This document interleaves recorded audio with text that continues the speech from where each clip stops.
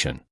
When at last she closed her eyes and folded her forepaws under her breast, he began again very gently. "Puss, tell me your troubles." At the sound of his voice she broke into a harsh rumbling which he recognized as an attempt to purr. He bent over to rub her cheek and she mewed again, an amiable inquiring little mew, to which he replied, "Certainly, you are greatly improved, and when you recover your plumage you will be a gorgeous bird." Much flattered, she stood up and marched around and around his legs, pushing her head between them and making pleased remarks, to which he responded with grave politeness. "Now, what sent you here?" he said. "Here into the Street of the Four Winds, and up 5 flights to the very door where you would be welcome. What was it that prevented your meditated flight when I turned from my canvas to encounter your yellow eyes? Are you a Latin Quarter cat as I am a Latin Quarter man? And why do you wear a rose-colored flowered garter buckled about your neck?" The cat had climbed into his lap, and now sat purring as he passed his hand over her thin coat. "Excuse me," he continued in lazy soothing tones, harmonizing with her purring. "if I seem indelicate, but I cannot help musing on this rose-colored garter, flowered so quaintly and fastened with a silver clasp. For the clasp is silver, I can see the mint mark on the edge, as is prescribed by the law of the French Republic. Now, why is this garter woven of rose silk and delicately embroidered? Why is this silken garter with its silver clasp about your famished throat? Am I indiscreet when I inquire if its owner is your owner? Is she some aged dame living in memory of youthful vanities, fond, doting on you, decorating you with her intimate personal attire? The circumference of the garter would suggest this, for your neck is thin, and the garter fits you. But then again I notice most things, that the garter is capable of being much enlarged. These small silver-rimmed eyelets, of which I count 5, are proof of that. And now I observe that the 5th eyelet is worn out, as though the tongue of the clasp were accustomed to lie there. That seems to argue a well-rounded form." The cat curled her toes in contentment. The street was very still outside. He murmured on. "Why should your mistress decorate you with an article most necessary to her at all times? Anyway, at most times. How did she come to slip this bit of silk and silver about your neck? Was it the caprice of a moment, when you, before you had lost your pristine plumpness, marched singing into her bedroom to bid her good morning? Of course, and she sat up among the pillows, her coiled hair tumbling to her shoulders, as you sprang upon the bed purring, 'Good day, my lady.' Oh, it is very easy to understand." He yawned, resting his head on the back of the chair. The cat still purred, tightening and relaxing her padded claws over his knee. "Shall I tell you all about her, cat? She is very beautiful, your mistress," he murmured drowsily. "and her hair is heavy as burnished gold. I could paint her, not on canvas, for I should need shades and tones and hues and dyes more splendid than the iris of a splendid rainbow. I could only paint her with closed eyes, for in dreams alone can such colors as I need be found. For her eyes, I must have azure from skies untroubled by a cloud, the skies of dreamland. For her lips, roses from the palaces of slumberland, and for her brow, snowdrifts from mountains which tower in fantastic pinnacles to the moons, oh, much higher than our moon here, the crystal moons of dreamland. She is very beautiful, your mistress." The words died on his lips and his eyelids drooped. The cat, too, was asleep, her cheek turned up upon her wasted flank, her paws relaxed and limp. 2. "It is fortunate," said 7, sitting up and stretching, "that we have tided over the dinner hour, for I have nothing to offer you for supper but what may be purchased with 1 silver franc. The cat on his knee rose, arched her back, yawned, and looked up at him. "What shall it be? A roast chicken with salad? No? Possibly you prefer beef? Of course, and I shall try an egg and some white bread. Now for the wines. Milk for you? Good. I shall take a little water, fresh from the wood, with a motion toward the bucket in the sink." He put on his hat and left the room. The cat followed to the door, and after he had closed it behind him, she settled down, smelling at the cracks, and cocking one ear at every creak from the crazy old building. The door below opened and shut. The cat looked serious, for a moment doubtful, and her ears flattened in nervous expectation. Presently she rose with a jerk of her tail and started on a noiseless tour of the studio. She sneezed at a pot of turpentine, hastily retreating to the table, which she presently mounted, and having satisfied her curiosity concerning a roll of red modeling wax, returned to the door and sat down with her eyes on the crack over the threshold. Then she lifted her voice in a thin plaint. When Seven returned he looked grave, but the cat, joyous and demonstrative, marched around him, rubbing her gaunt body against his legs, driving her head enthusiastically into his hand, and purring until her voice mounted to a squeal. He placed a bit of meat, wrapped in brown paper, upon the table, and with a penknife cut it into shreds. The milk he took from a bottle which had served for medicine, and poured it into the saucer on the hearth. The cat crouched before it, purring and lapping at the same time. He cooked his egg and ate it with a slice of bread, watching her busy with the shredded meat, and when he had finished, and had filled and emptied a cup of water from the bucket in the sink, he sat down, taking her into his lap, where she at once curled up and began her toilet. He began to speak again, touching her caressingly at times by way of emphasis. Cat, I have found out where your mistress lives. It is not very far away, it is here, under this same leaky roof, but in the north wing which I had supposed was uninhabited. My janitor tells me this. By chance, he is almost sober this evening.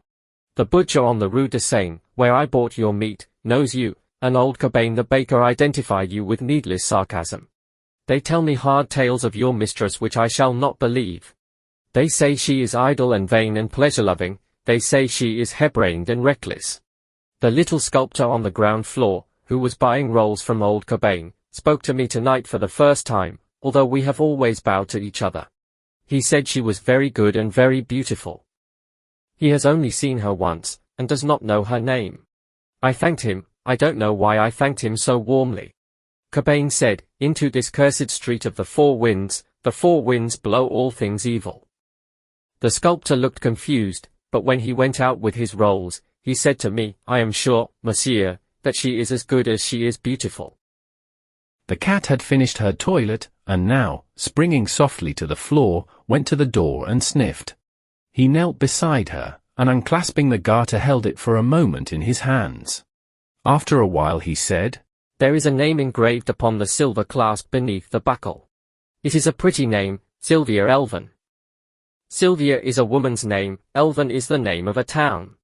In Paris, in this quarter, above all, in this street of the 4 winds, names are worn and put away as the fashions change with the seasons. I know the little town of Elven, for there I met Fate face to face and Fate was unkind. But do you know that in Elven Fate had another name, and that name was Sylvia? He replaced the garter and stood up looking down at the cat crouched before the closed door. The name of Elven has a charm for me. It tells me of meadows and clear rivers. The name of Sylvia troubles me like perfume from dead flowers. The cat mewed. Yes, yes, he said soothingly. I will take you back. Your Sylvia is not my Sylvia, the world is wide and Elven is not unknown. Yet in the darkness and filth of poorer Paris, in the sad shadows of this ancient house, these names are very pleasant to me. He lifted her in his arms and strode through the silent corridors to the stairs.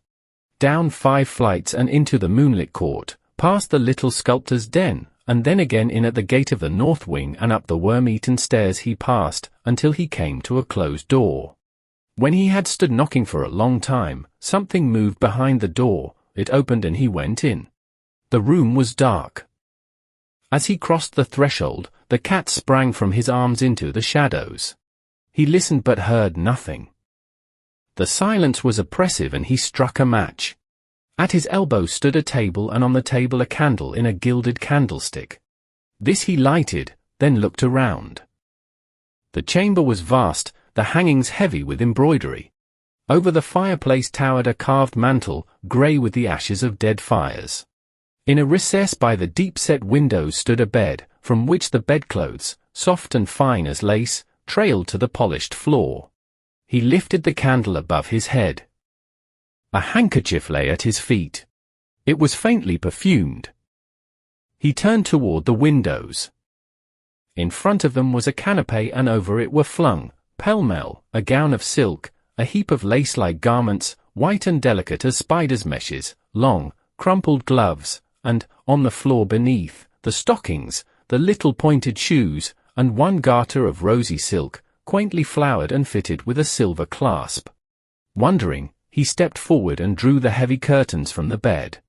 For a moment the candle flared in his hand, then his eyes met two other eyes, wide open, smiling, and the candle flame flashed over hair heavy as gold. She was pale, but not as white as he. Her eyes were untroubled as a child's, but he stared, trembling from head to foot, while the candle flickered in his hand. At last he whispered, "Sylvia, it is I." Again he said, "It is I." Then, knowing that she was dead, he kissed her on the mouth. And through the long watches of the night the cat purred on his knee, tightening and relaxing her padded claws, until the sky paled above the street of the four winds. The street of the first shell. Be of good cheer, the sullen month will die, and a young moon requite us by and by. Look how the old one, meagre, bent, and wan with age and fast, is fainting from the sky. Aye. The room was already dark. The high roofs opposite cut off what little remained of the December daylight. The girl drew her chair nearer the window, and choosing a large needle, threaded it, knotting the thread over her fingers. Then she smoothed the baby garment across her knees, and bending, bit off the thread and drew the smaller needle from where it rested in the hem. When she had brushed away the stray threads and bits of lace, she laid it again over her knees caressingly. Then she slipped the threaded needle from her corsage and passed it through a button, but as the button spun down the thread, her hand faltered, the thread snapped, and the button rolled across the floor. She raised her head. Her eyes were fixed on a strip of waning light above the chimneys. From somewhere in the city came sounds like the distant beating of drums, and beyond, far beyond, a vague muttering, now growing, swelling, rumbling in the distance like the pounding of surf upon the rocks, now like the surf again, receding, growling, menacing. The cold had become intense, a bitter piercing cold which strained and snapped at joist and beam and turned the slush of yesterday to flint. From the street below every sound broke sharp and metallic, the clatter of sabots, the rattle of shutters, or the rare sound of a human voice. The air was heavy, weighted with the black cold as with a pall. To breathe was painful, to move an effort. In the desolate sky there was something that wearied, in the brooding clouds, something that saddened. It penetrated the freezing city cut by the freezing river, the splendid city with its towers and domes, its quays and bridges and its 1,000 spires. It entered the squares, it seized the avenues and the palaces, stole across bridges and crept among the narrow streets of the Latin Quarter, grey under the grey of the December sky. Sadness, utter sadness. A fine icy sleet was falling, powdering the pavement with a tiny crystalline dust. It sifted against the window panes and drifted in heaps along the sill. The light at the window had nearly failed, and the girl bent low over her work. Presently she raised her head, brushing the curls from her eyes. "Jack? Dearest? Don't forget to clean your palette." He said, "All right," and picking up the palette, sat down upon the floor in front of the stove. His head and shoulders were in the shadow, but the firelight fell across his knees and glimmered red on the blade of the palette knife. Full in the firelight beside him stood a color box. On the lid was carved +J. Trent. École des Beaux-Arts. 1870. ++. This inscription was ornamented with an American and a French flag. The sleet blew against the window panes, covering them with stars and diamonds, then, melting from the warmer air within, ran down and froze again in fern-like traceries. A dog whined and the patter of small paws sounded on the zinc behind the stove. "Jack, dear, do you think Hercules is hungry?" The patter of paws was redoubled behind the stove. "He's whining. She continued nervously. And if it isn't because he's hungry, it is because..." Her voice faltered. A loud humming filled the air, the windows vibrated. "Oh, Jack," she cried, another, but her voice was drowned in the scream of a shell tearing through the clouds overhead. That is the nearest yet. She murmured. Oh, no. He answered cheerfully. It probably fell way over by Montmartre. And as she did not answer, he said again with exaggerated unconcern. They wouldn't take the trouble to fire at the Latin Quarter. Anyway, they haven't a battery that can hurt it. After a while she spoke up brightly. Jack, dear, when are you going to take me to see Monsieur West's statues? I will bet, he said, throwing down his palette and walking over to the window beside her, that Colette has been here today. Why? She asked, opening her eyes very wide. Then, Oh, it's too bad, really. Men are tiresome when they think they know everything. And I warn you that if Monsieur West is vain enough to imagine that Colette. From the north another shell came whistling and quavering through the sky, passing above them with long-drawn screech which left the windows singing. That, he blurted out, was too near for comfort. They were silent for a while, then he spoke again gaily. Go on, Sylvia, and with a poor West, but she only sighed. Oh, dear, I can never seem to get used to the shells. He sat down on the arm of the chair beside her. Her scissors fell jingling to the floor. She tossed the unfinished frock after them, and putting both arms about his neck drew him down into her lap. Don't go out tonight, Jack. He kissed her uplifted face. You know I must, don't make it hard for me. But when I hear the shells and know you are out in the city. But they all fall in Montmartre. They may all fall in the Beaux-Arts. You said yourself that two struck the Quai d'Orsay. Mere accident. Jack, have pity on me. Take me with you. And who will there be to get dinner? She rose and flung herself on the bed. Oh, I can't get used to it, and I know you must go, but I beg you not to be late to dinner. If you knew what I suffer. I cannot help it, and you must be patient with me, dear. He said. It is as safe there as it is in our own house. She watched him fill for her the alcohol lamp, and when he had lighted it and had taken his hat to go, she jumped up and clung to him in silence. After a moment he said, Now, Sylvia, remember my courage is sustained by yours. Come, I must go. She did not move, and he repeated, I must go. Then she stepped back and he thought she was going to speak and waited, but she only looked at him, and, a little impatiently, he kissed her again, saying, Don't worry, dearest. When he had reached the last flight of stairs on his way to the street, a woman hobbled out of the housekeeper's lodge waving a letter and calling, Monsieur Jack. Monsieur Jack. This was left by Monsieur Fallowby. He took the letter, and leaning on the threshold of the lodge, read it. Dear Jack. I believe Braith is dead broke and I'm sure Fallowby is. Braith swears he isn't, and Fallowby swears he is, so you can draw your own conclusions. I've got a scheme for a dinner, and if it works, I will let you fellows in. Yours faithfully, West. P.S. Fallowby has shaken Hartman and his gang, thank the Lord.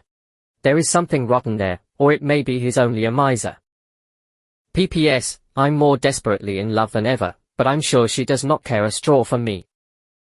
All right, said Trent, with a smile, to the concierge. But tell me, how is Papa Cotard? The old woman shook her head and pointed to the curtained bed in the lodge. Pe Cotard, he cried cheerily. How goes the wound today? He walked over to the bed and drew the curtains. An old man was lying among the tumbled sheets.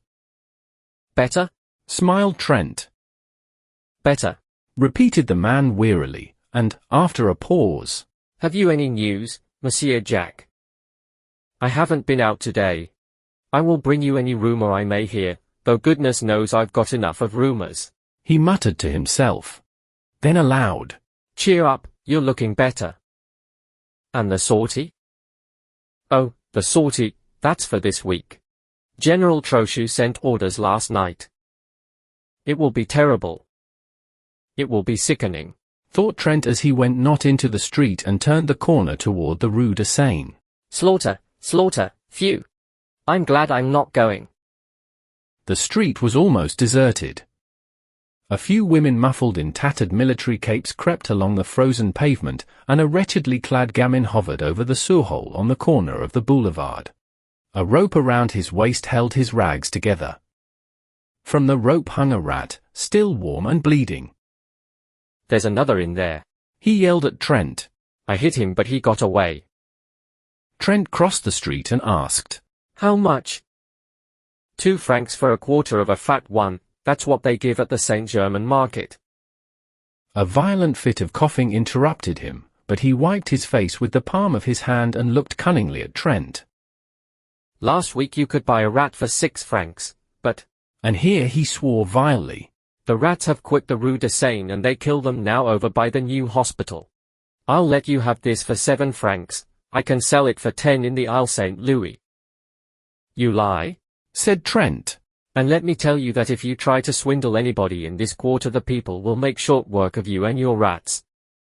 He stood a moment eyeing the gamin, who pretended to snivel. Then he tossed him a franc, laughing. The child caught it, and thrusting it into his mouth wheeled about to the sewer-hole. For a second he crouched, motionless, alert, his eyes on the bars of the drain. Then leaping forward he hurled a stone into the gutter, and Trent left him to finish a fierce grey rat that writhed squealing at the mouth of the sewer. Suppose Braith should come to that, he thought, poor little chap, and hurrying, he turned in the dirty passage des Beaux-Arts and entered the 3rd house to the left. Monsieur is at home, quavered the old concierge. Home? A garret absolutely bare, save for the iron bedstead in the corner and the iron basin and pitcher on the floor. West appeared at the door, winking with much mystery, and motioned Trent to enter. Braith, who was painting in bed to keep warm, looked up, laughed, and shook hands. Any news? The perfunctory question was answered as usual by, Nothing but the cannon. Trent sat down on the bed. Where on earth did you get that? He demanded, pointing to a half-finished chicken nestling in a wash basin. West grinned. Are you millionaires, you two? Out with it. Braith, looking a little ashamed, began, Oh, it's one of West's exploits, but was cut short by West, who said he would tell the story himself. You see, before the siege, I had a letter of introduction to a type here, a fat banker, German-American variety. You know the species, I see. Well, of course I forgot to present the letter, but this morning, judging it to be a favorable opportunity, I called on him. The villain lives in comfort, fires, my boy, fires in the ante-rooms. The Buttons finally condescends to carry my letter and card up, leaving me standing in the hallway, which I did not like, so I entered the first room I saw and nearly fainted at the sight of a banquet on a table by the fire. Down comes Buttons, very insolent. No, oh, no, his master is not at home, and in fact is too busy to receive letters of introduction just now, the siege, and many business difficulties. I deliver a kick to Buttons, pick up this chicken from the table, toss my card onto the empty plate, and addressing Buttons as a species of Prussian pig, march out with the honors of war. Trent shook his head. I forgot to say that Hartmann often dines there, and I draw my own conclusions. Continued West. Now about this chicken, half of it is for Braith and myself, and half for Colette, but of course you will help me eat my part because I'm not hungry.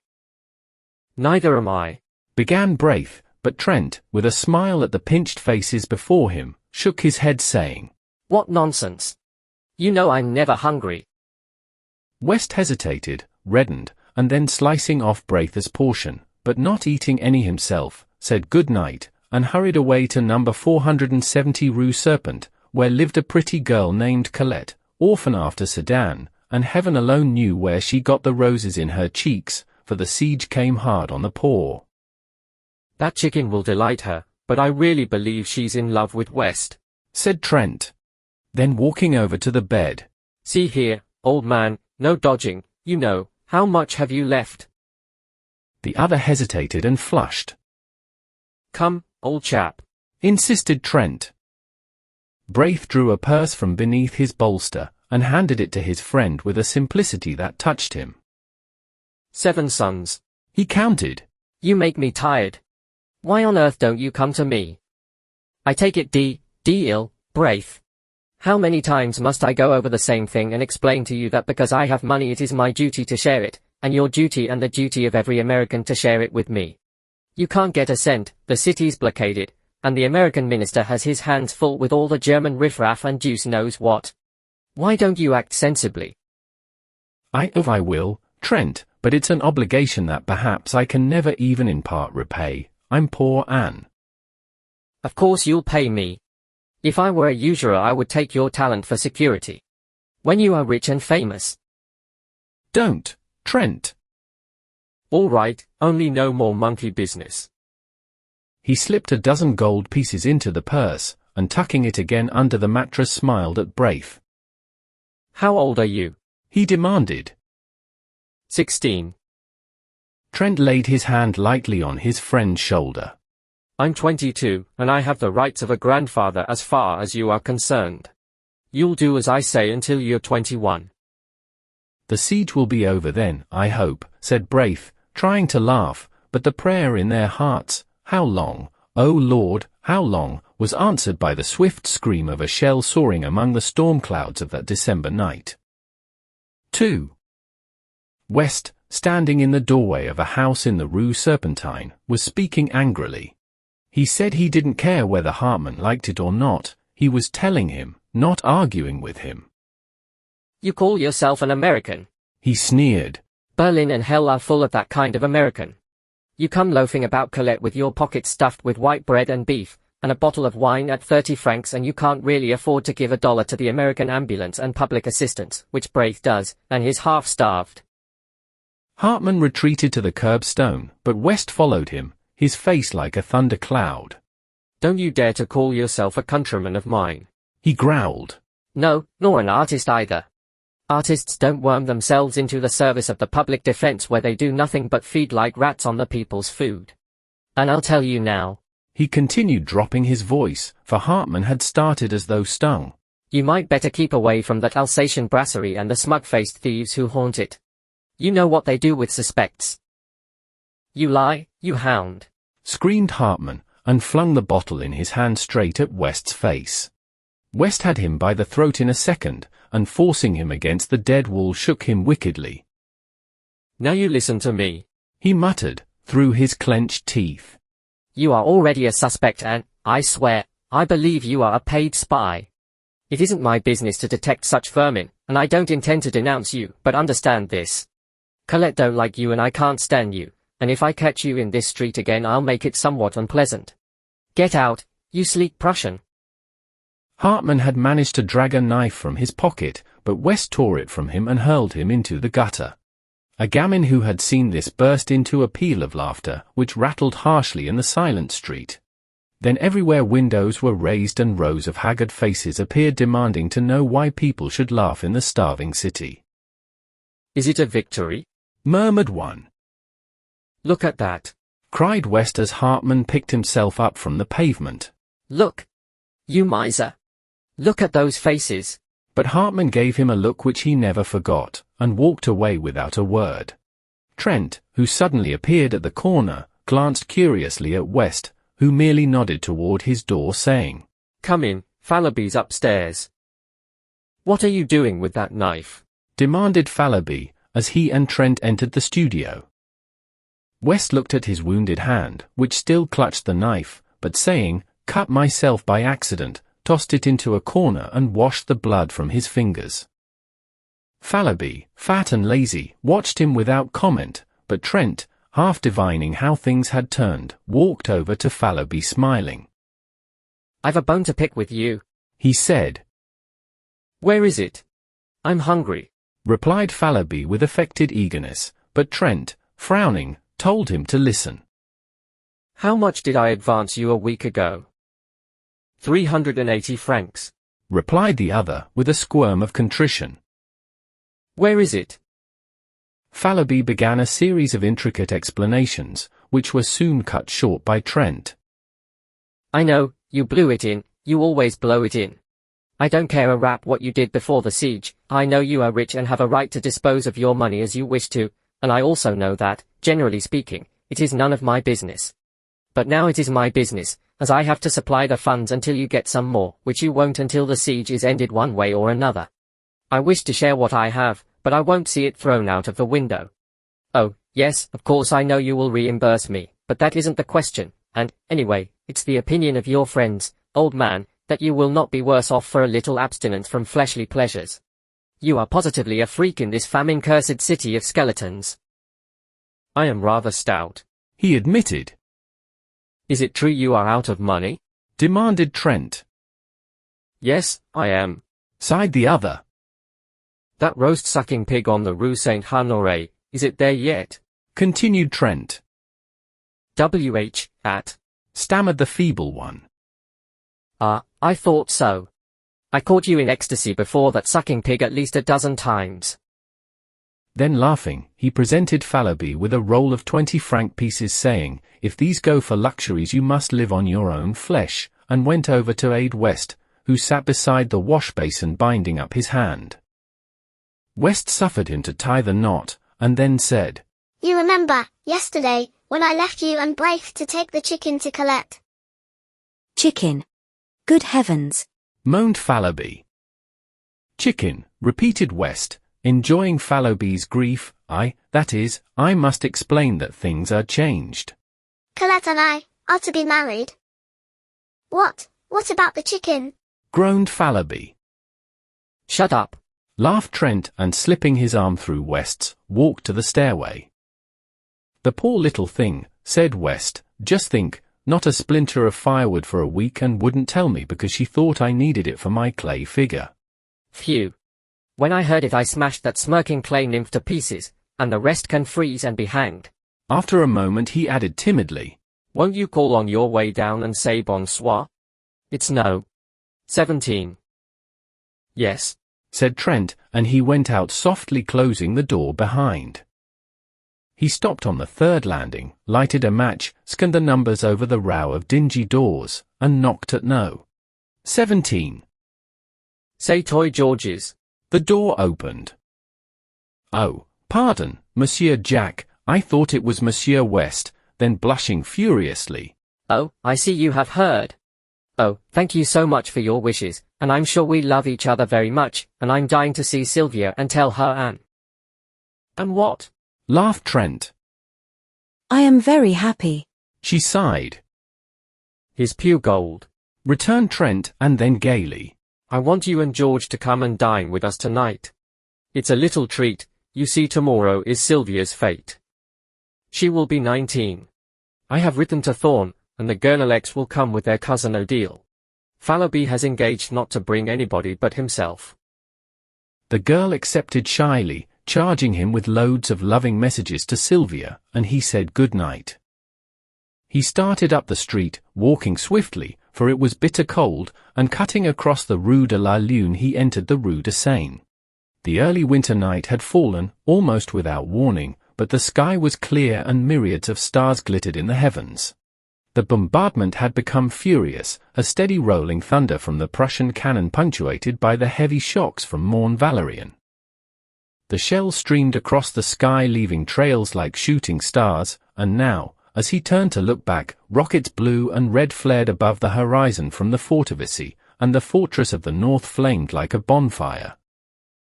Good news, a man shouted over by the Boulevard Saint-Germain. As if by magic the streets were filled with people, shivering, chattering people with shrunken eyes. Jack, cried one. The army of the Loire. Eh?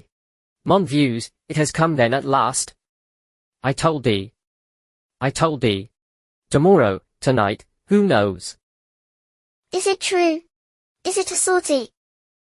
Someone said, oh, God, a sortie, and my son.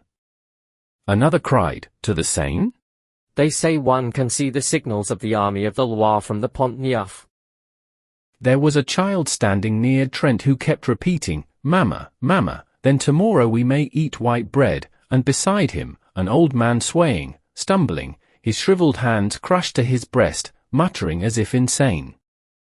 Could it be true? Who has heard the news?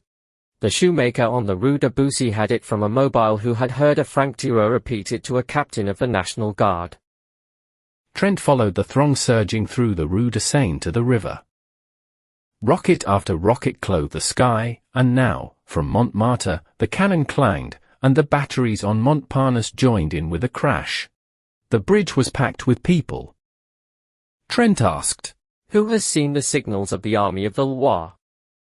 "We are waiting for them," was the reply. He looked toward the north. Suddenly the huge silhouette of the Arc de Triomphe sprang into black relief against the flash of a cannon. The boom of the gun rolled along the quay and the old bridge vibrated. Again over by the Point du Jour a flash and heavy explosion shook the bridge, and then the whole eastern bastion of the fortifications blazed and crackled, sending a red flame into the sky. "Has anyone seen the signals yet?" he asked again. "We are waiting," was the reply. "Yes, waiting," murmured a man behind him. "Waiting, sick, starved, freezing, but waiting. Is it a sortie? They go gladly. Is it to starve? They starve. They have no time to think of surrender. Are they heroes, these Parisians? Answer me, Trent." The American ambulance surgeon turned about and scanned the parapets of the bridge. "Any news, doctor?" asked Trent mechanically. "News?" said the doctor. "I don't know any. I haven't time to know any. What are these people after?" "They say that the army of the Loire has signaled Mont Valérien." "Poor devils." The doctor glanced about him for an instant, and then, "I'm so harried and worried that I don't know what to do. After the last sortie we had the work of 50 ambulances on our poor little corps. Tomorrow there's another sortie, and I wish you fellows could come over to headquarters. We may need volunteers. How is Madame?" he added abruptly. "Well," replied Trent, "but she seems to grow more nervous every day. I ought to be with her now." "Take care of her," said the doctor, then with a sharp look at the people. "I can't stop now, good night." And he hurried away muttering, "Poor devils." Trent leaned over the parapet and blinked at the black river surging through the arches. Dark objects, carried swiftly on the breast of the current, struck with a grinding tearing noise against the stone piers, spun around for an instant, and hurried away into the darkness. The ice from the Marne. As he stood staring into the water, a hand was laid on his shoulder. "Hello, Southwark," he cried, turning around. "This is a queer place for you." "Trent, I have something to tell you. Don't stay here, don't believe in the army of the Loire." And the attaché of the American legation slipped his arm through Trent's and drew him toward the Louvre. "Then it's another lie," said Trent bitterly. "Worse, we know at the legation, I can't speak of it. But that's not what I have to say. Something happened this afternoon. The Alsatian brasserie was visited and an American named Hartmann has been arrested. Do you know him?" I know a German who calls himself an American. His name is Hartmann. "Well, he was arrested about 2 hours ago. They mean to shoot him." "What?" "Of course we at the legation can't allow them to shoot him offhand, but the evidence seems conclusive." "Is he a spy?" "Well, the papers seized in his rooms are pretty damning proofs, and besides he was caught, they say, swindling the Public Food Committee. He drew rations for 50, how, I don't know. He claims to be an American artist here, and we have been obliged to take notice of it at the legation. It's a nasty affair. To cheat the people at such a time is worse than robbing the poor box," cried Trent angrily. "Let them shoot him. He's an American citizen." "Yes, oh yes," said the other with bitterness. "American citizenship is a precious privilege when every goggle-eyed German." His anger choked him. Southwark shook hands with him warmly. "It can't be helped, we must own the carrion. I am afraid you may be called upon to identify him as an American artist," he said with a ghost of a smile on his deep-lined face, and walked away through the Cowes La Reina. Trent swore silently for a moment and then drew out his watch. 7 o'clock. "Sylvia will be anxious," he thought, and hurried back to the river. The crowd still huddled shivering on the bridge, a somber pitiful congregation, peering out into the night for the signals of the army of the Loire, and their hearts beat time to the pounding of the guns, their eyes lighted with each flash from the bastions, and hope rose with the drifting rockets. A black cloud hung over the fortifications. From horizon to horizon the cannon smoke stretched in wavering bands, now capping the spires and domes with cloud, now blowing in streamers and shreds along the streets, now descending from the housetops, enveloping quays, bridges, and river in a sulphurous mist. And through the smoke pall the lightning of the cannon played, while from time to time a rift above showed a fathomless black vault set with stars. He turned again into the Rue de Seine, that sad abandoned street, with its rows of closed shutters and desolate ranks of unlighted lamps. He was a little nervous and wished once or twice for a revolver, but the slinking forms which passed him in the darkness were too weak with hunger to be dangerous, he thought, and he passed on unmolested to his doorway. But there somebody sprang at his throat. Over and over the icy pavement he rolled with his assailant, tearing at the noose about his neck, and then with a wrench sprang to his feet.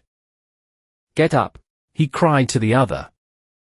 Slowly and with great deliberation, a small gamin picked himself out of the gutter and surveyed Trent with disgust. "That's a nice clean trick," said Trent. "A whelp of your age. You'll finish against a dead wall. Give me that cord." The urchin handed him the noose without a word. Trent struck a match and looked at his assailant. It was the rat killer of the day before. I thought so," he muttered. "Tiens, c'est toi," said the gamin tranquilly. The impudence, the overpowering audacity of the ragamuffin took Trent's breath away. "Do you know, you young strangler," he gasped, "that they shoot thieves of your age?" The child turned a passionless face to Trent. "Shoot, then." That was too much, and he turned on his heel and entered his hotel. Groping up the unlighted stairway, he at last reached his own landing and felt about in the darkness for the door. From his studio came the sound of voices, West's hearty laugh and Fallowby's chuckle, and at last he found the knob and, pushing back the door, stood a moment confused by the light. "Hello, Jack," cried West. "You're a pleasant creature, inviting people to dine and letting them wait. Here's Fallowby weeping with hunger." "Shut up," observed the latter. "Perhaps he's been out to buy a turkey." "He's been out garrotting, look at his noose," laughed Gurnelec. "So now we know where you get your cash," added West. "Vive le coup du Père François." Trent shook hands with everybody and laughed at Sylvia's pale face. I didn't mean to be late. I stopped on the bridge a moment to watch the bombardment. Were you anxious, Sylvia? She smiled and murmured, "Oh, no," but her hand dropped into his and tightened convulsively. To the table, shouted Fallowby, and uttered a joyous whoop. Take it easy, observed Thorne, with a remnant of manners. You are not the host, you know. Marie Gurnelec, who had been chattering with Colette, jumped up and took Thorne's arm, and Monsieur Gurnelec drew Odile's arm through his. Trent, bowing gravely, offered his own arm to Colette, West took in Sylvia, and Fallowby hovered anxiously in the rear. You march around the table 3 times singing the Marseillaise, explained Sylvia. And Monsieur Fallowby pounds on the table and beats time. Fallowby suggested that they could sing after dinner, but his protest was drowned in the ringing chorus. Auxiliary arms. Formez vos bataillons. Around the room they marched singing. Martians! Martians! With all their might, while Fallowby with very bad grace, hammered on the table, consoling himself a little with the hope that the exercise would increase his appetite. Hercules, the black and tan, fled under the bed, from which retreat he yapped and whined until dragged out by Gurnelec and placed in Odile's lap. And now, said Trent gravely, when everybody was seated, listen, and he read the menu. Beef soup à la siege de Paris. Fish. Sardines à la Perlakis. White wine. Roti, red wine. Fresh beef à la sortie. Vegetables. Can beans à la chassepot, can peas gravelotter, potatoes irlandaises, miscellaneous. Cold corned beef à la Theus, stewed prunes à la Garibaldi. Dessert. Dried prunes, white bread, currant jelly, tea, café, liqueurs, pipes and cigarettes. Fallowby applauded frantically, and Sylvia served the soup. Isn't it delicious? Sighed Odile. Marie Gurnelec sipped her soup in rapture. Not at all like horse, and I don't care what they say, horse doesn't taste like beef. Whispered Colette to West. Fallowby, who had finished, began to caress his chin and eye the tureen. Have some more, old chap? Inquired Trent. Monsieur Fallowby cannot have any more, announced Sylvia. I am saving this for the concierge. Fallowby transferred his eyes to the fish. The sardines, hot from the grill, were a great success. While the others were eating, Sylvia ran downstairs with the soup for the old concierge and her husband, and when she hurried back, flushed and breathless, and had slipped into her chair with a happy smile at Trent, that young man arose, and silence fell over the table. For an instant he looked at Sylvia and thought he had never seen her so beautiful. You all know, he began, that today is my wife's 19th birthday. Fallowby, bubbling with enthusiasm, waved his glass in circles about his head to the terror of Odile and Colette, his neighbours, and Thorne. West and Gurnelec refilled their glasses 3 times before the storm of applause which the toast of Sylvia had provoked, subsided. 3 times the glasses were filled and emptied to Sylvia, and again to Trent, who protested. This is irregular, he cried. The next toast is to the twin republics, France and America. To the republics. To the republics, they cried, and the toast was drunk amid shouts of Vive la France! Vive l'Amérique! Vive la nation!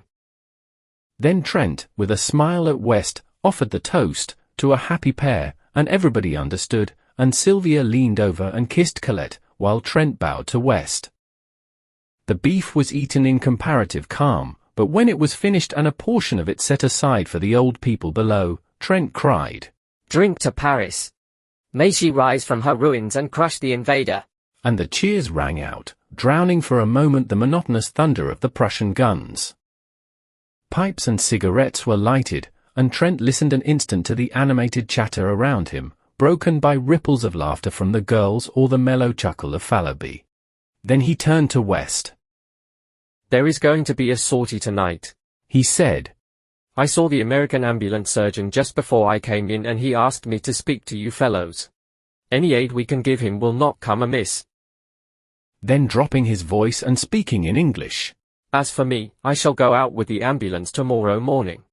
There is of course no danger, but it's just as well to keep it from Sylvia. West nodded.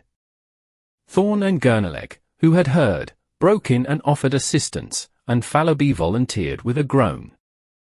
All right, said Trent rapidly, no more now, but meet me at ambulance headquarters tomorrow morning at 8. Sylvia and Colette, who were becoming uneasy at the conversation in English, now demanded to know what they were talking about. What does a sculptor usually talk about? Cried West, with a laugh. Odile glanced reproachfully at Thorne, her fiancé. You are not French, you know, and it is none of your business, this war, said Odile with much dignity. Thorne looked meek, but West assumed an air of outraged virtue. It seems, he said to Fallowby, that a fellow cannot discuss the beauties of Greek sculpture in his mother tongue, without being openly suspected. Colette placed her hand over his mouth and turning to Sylvia, murmured, They are horridly untruthful, these men. I believe the word for ambulance is the same in both languages, said Marie Gurnelec saucily. Sylvia, don't trust Monsieur Trent. Jack, whispered Sylvia, promise me. A knock at the studio door interrupted her. Come in, cried Fallowby, but Trent sprang up, and opening the door, looked out. Then with a hasty excuse to the rest, he stepped into the hallway and closed the door. When he returned he was grumbling. "What is it, Jack?" cried West.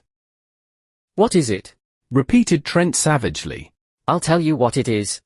I have received a dispatch from the American minister to go at once and identify and claim, as a fellow countryman and a brother artist, a rascally thief and a German spy."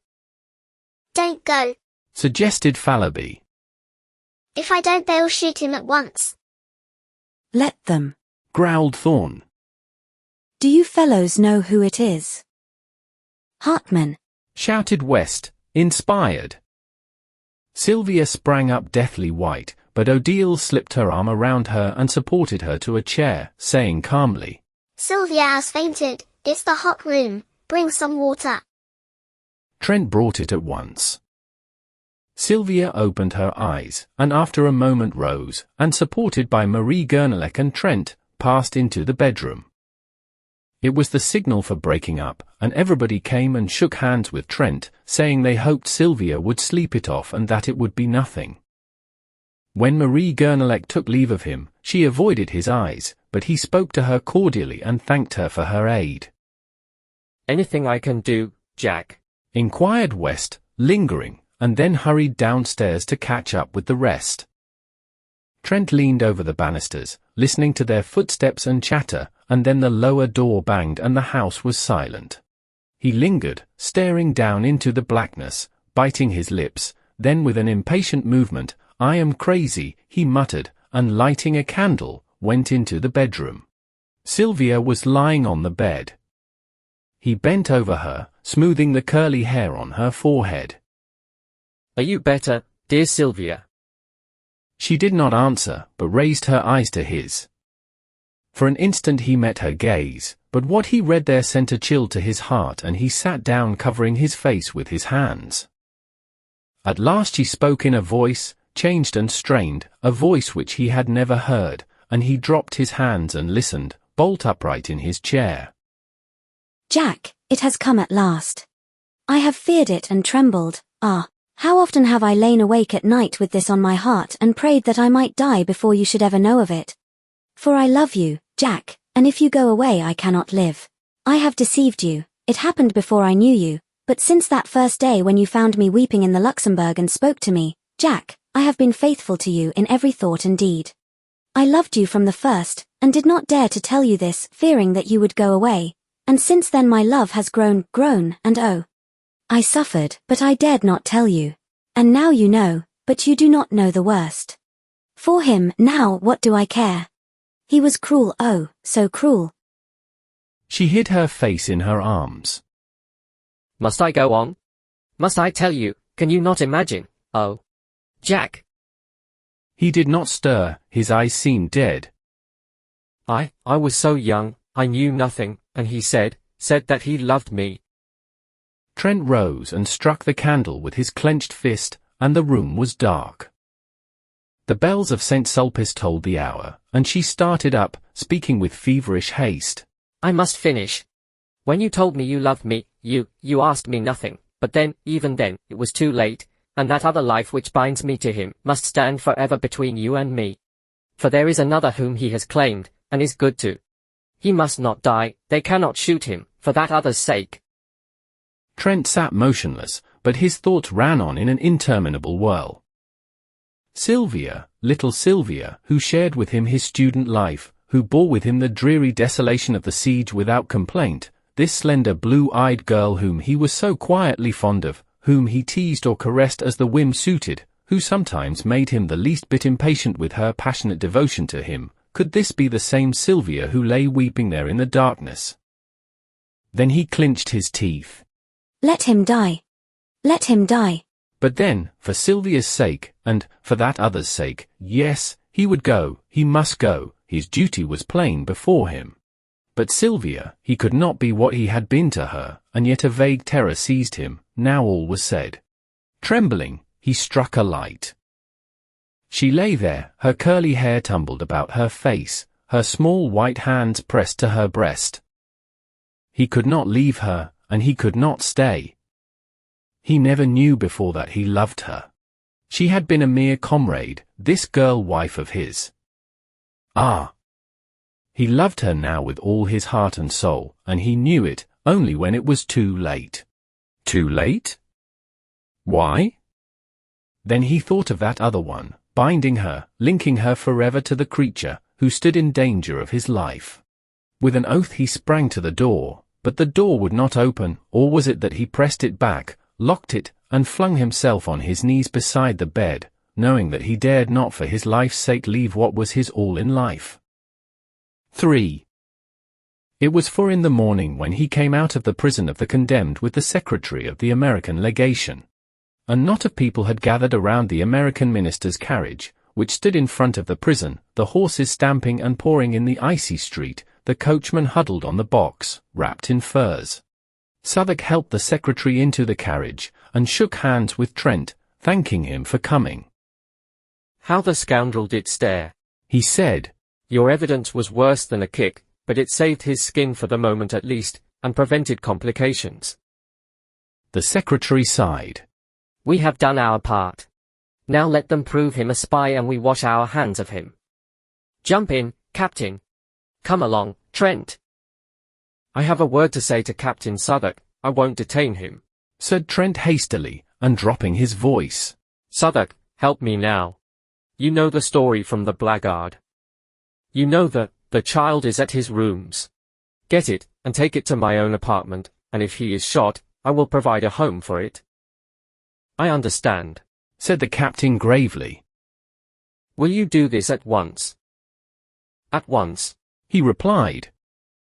Their hands met in a warm clasp, and then Captain Southwark climbed into the carriage, motioning Trent to follow, but he shook his head saying, "Goodbye," and the carriage rolled away. He watched the carriage to the end of the street, then started toward his own quarter, but after a step or two hesitated, stopped, and finally turned away in the opposite direction. Something, perhaps it was the sight of the prisoner he had so recently confronted, nauseated him.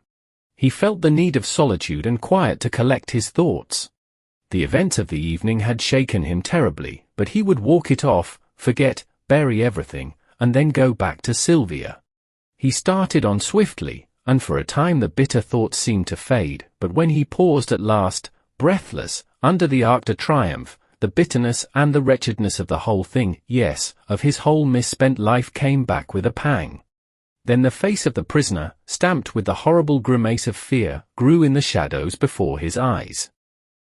Sick at heart he wandered up and down under the great arc, striving to occupy his mind, peering up at the sculptured cornices to read the names of the heroes and battles which he knew were engraved there, but always the ashen face of Hartmann followed him, grinning with terror, or was it terror, was it not triumph? At the thought he leaped like a man who feels a knife at his throat, but after a savage tramp around the square, came back again and sat down to battle with his misery. The air was cold, but his cheeks were burning with angry shame. Shame? Why? Was it because he had married a girl whom chance had made a mother? Did he love her? Was this miserable bohemian existence, then, his end and aim in life? He turned his eyes upon the secrets of his heart, and read an evil story, the story of the past, and he covered his face for shame, while, keeping time to the dull pain throbbing in his head, his heart beat out the story for the future. Shame and disgrace. Roused at last from a lethargy which had begun to numb the bitterness of his thoughts, he raised his head and looked about. A sudden fog had settled in the streets, the arches of the arc were choked with it. He would go home. A great horror of being alone seized him. But he was not alone. The fog was peopled with phantoms. All around him in the mist they moved, drifting through the arches in lengthening lines, and vanished, while from the fog others rose up, swept past and were engulfed.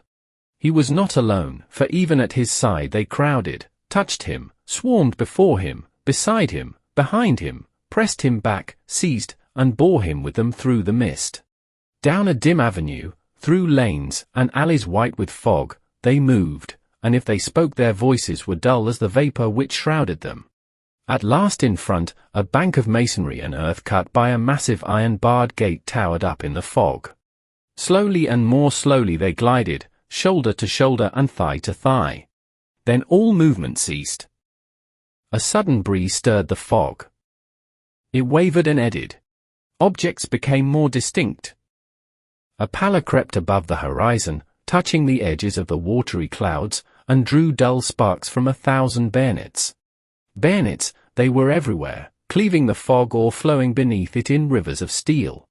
High on the wall of masonry and earth a great gun loomed, and around it figures moved in silhouettes. Below, a broad torrent of bayonets swept through the iron-barred gateway, out into the shadowy plain. It became lighter. Faces grew more distinct among the marching masses, and he recognized one. You, Philippe. The figure turned its head. Trent cried, "Is there room for me?" But the other only waved his arm in a vague adieu and was gone with the rest.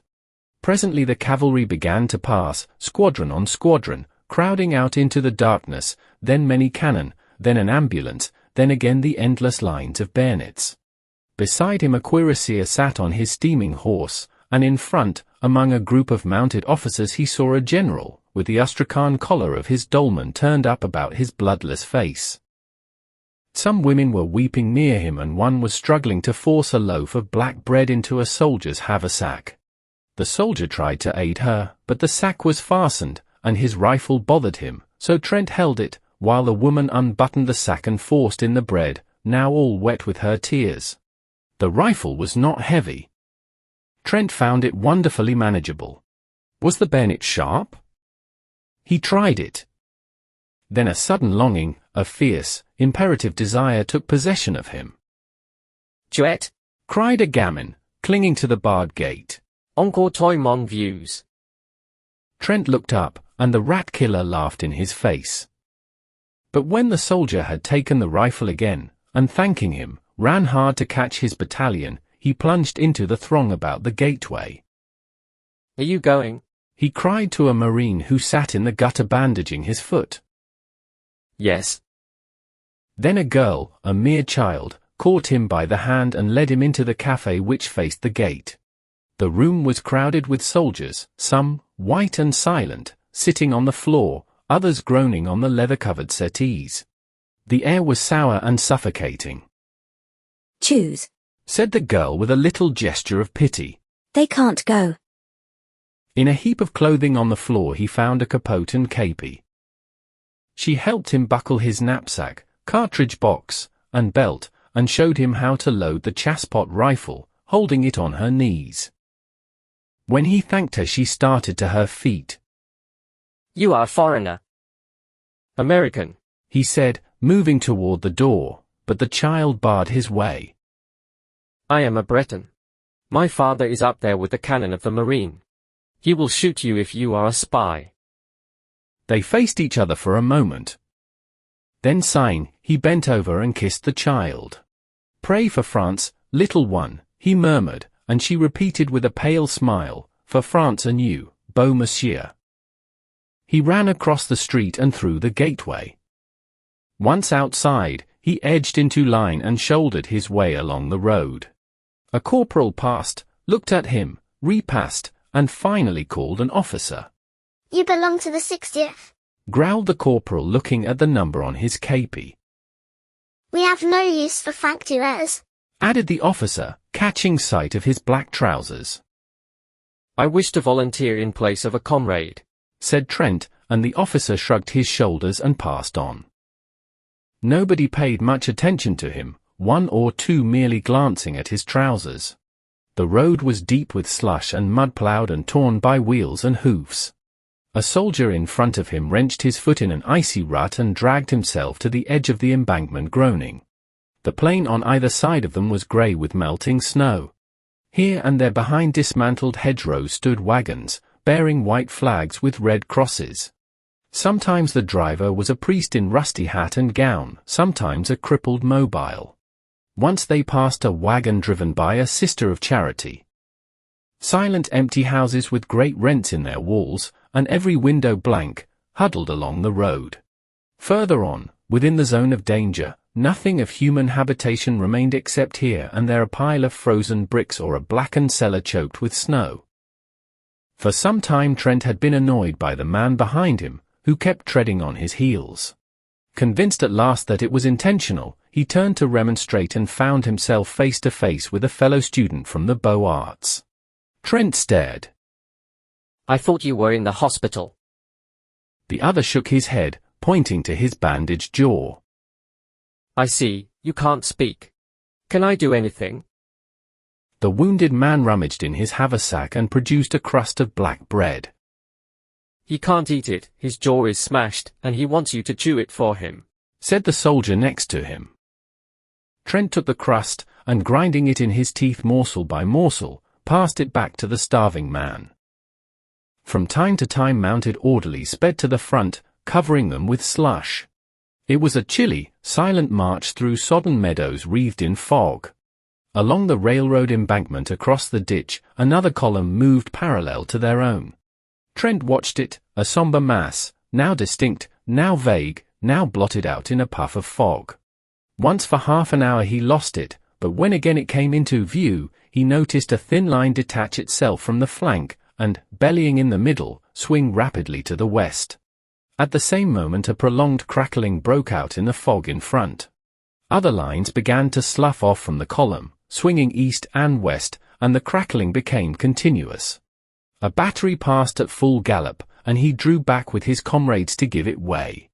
It went into action a little to the right of his battalion, and as the shot from the first rifled piece boomed through the mist, the cannon from the fortifications opened with a mighty roar.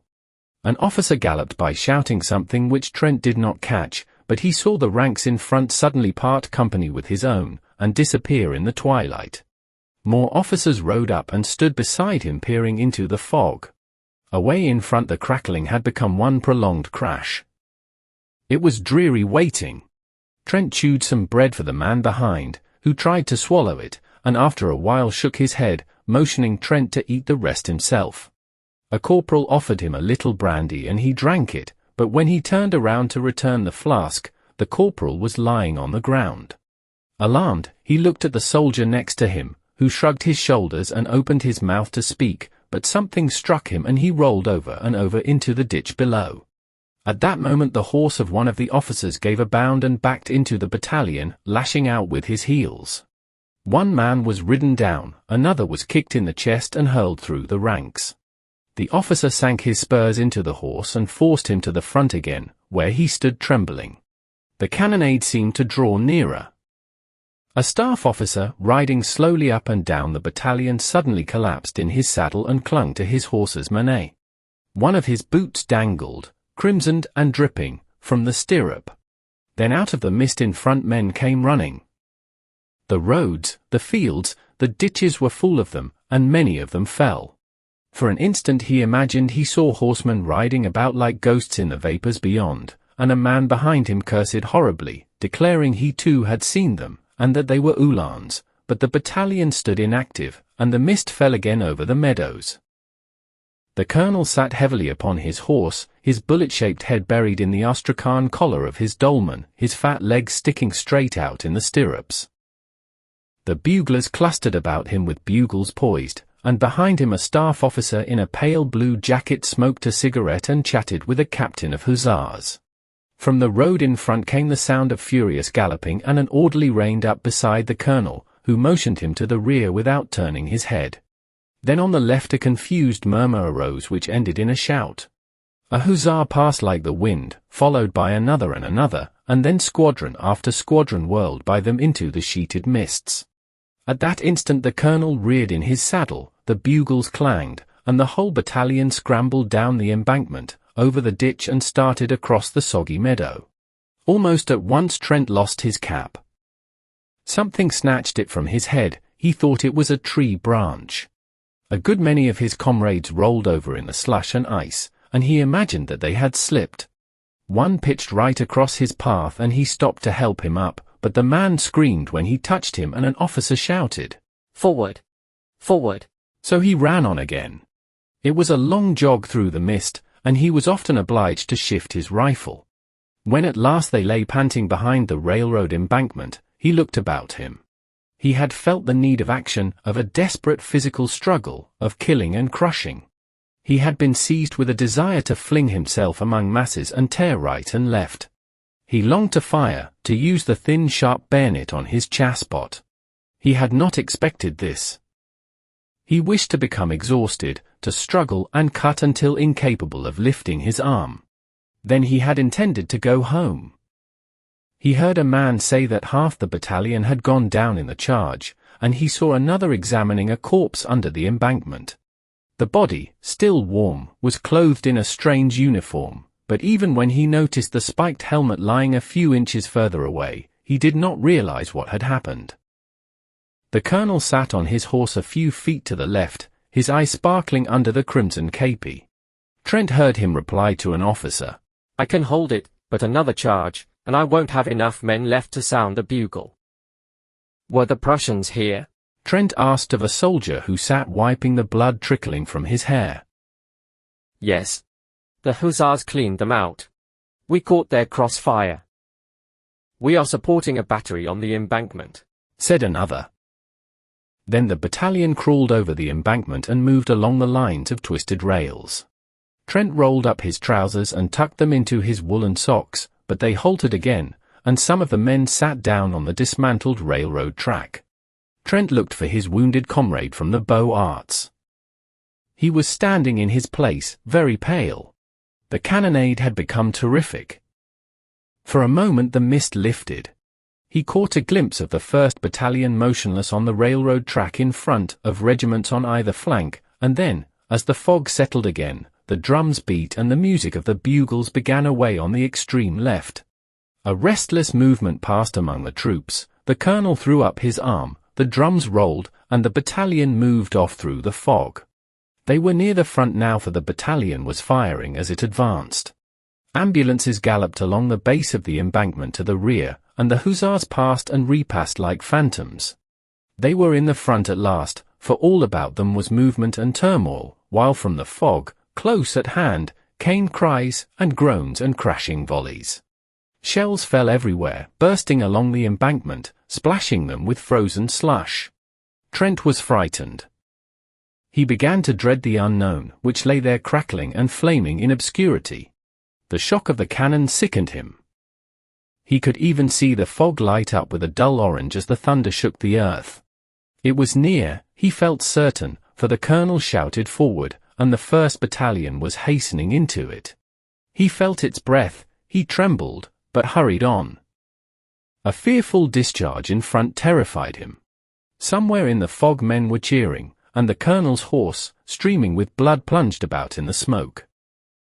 Another blast and shock, right in his face, almost stunned him, and he faltered. All the men to the right were down. His head swam, the fog and smoke stupefied him. He put out his hand for a support and caught something. It was the wheel of a gun carriage, and a man sprang from behind it, aiming a blow at his head with a rammer, but stumbled back shrieking with a bayonet through his neck, and Trent knew that he had killed. Mechanically he stooped to pick up his rifle, but the bayonet was still in the man, who lay, beating with red hands against the sod. It sickened him and he leaned on the cannon. Men were fighting all around him now, and the air was foul with smoke and sweat.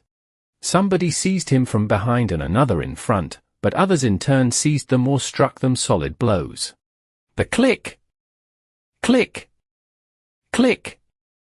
of bayonets infuriated him, and he grasped the rammer and struck out blindly until it was shivered to pieces. A man threw his arm around his neck and bore him to the ground, but he throttled him and raised himself on his knees.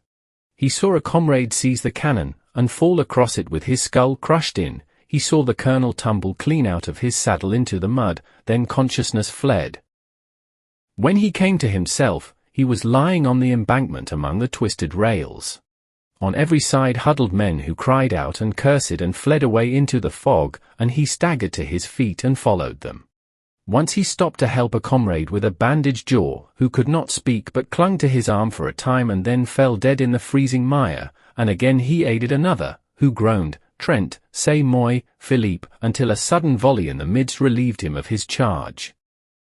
An icy wind swept down from the heights, cutting the fog into shreds. For an instant, with an evil leer the sun peered through the naked woods of Vincennes, sank like a blood clot in the battery smoke, lower, lower, into the blood-soaked plain. 4. When midnight sounded from the belfry of St. Sulpice, the gates of Paris were still choked with fragments of what had once been an army. They entered with the night, a sullen horde, spattered with slime, faint with hunger and exhaustion. There was little disorder at first, and the throng at the gates parted silently as the troops tramped along the freezing streets. Confusion came as the hours passed.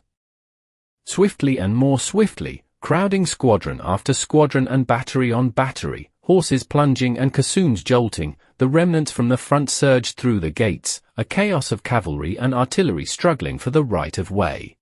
Close upon them stumbled the infantry, here a skeleton of a regiment marching with a desperate attempt at order, there a riotous mob of mobiles crushing their way to the streets, then a turmoil of horsemen, cannon, troops without, officers without men, then again a line of ambulances, the wheels groaning under their heavy loads.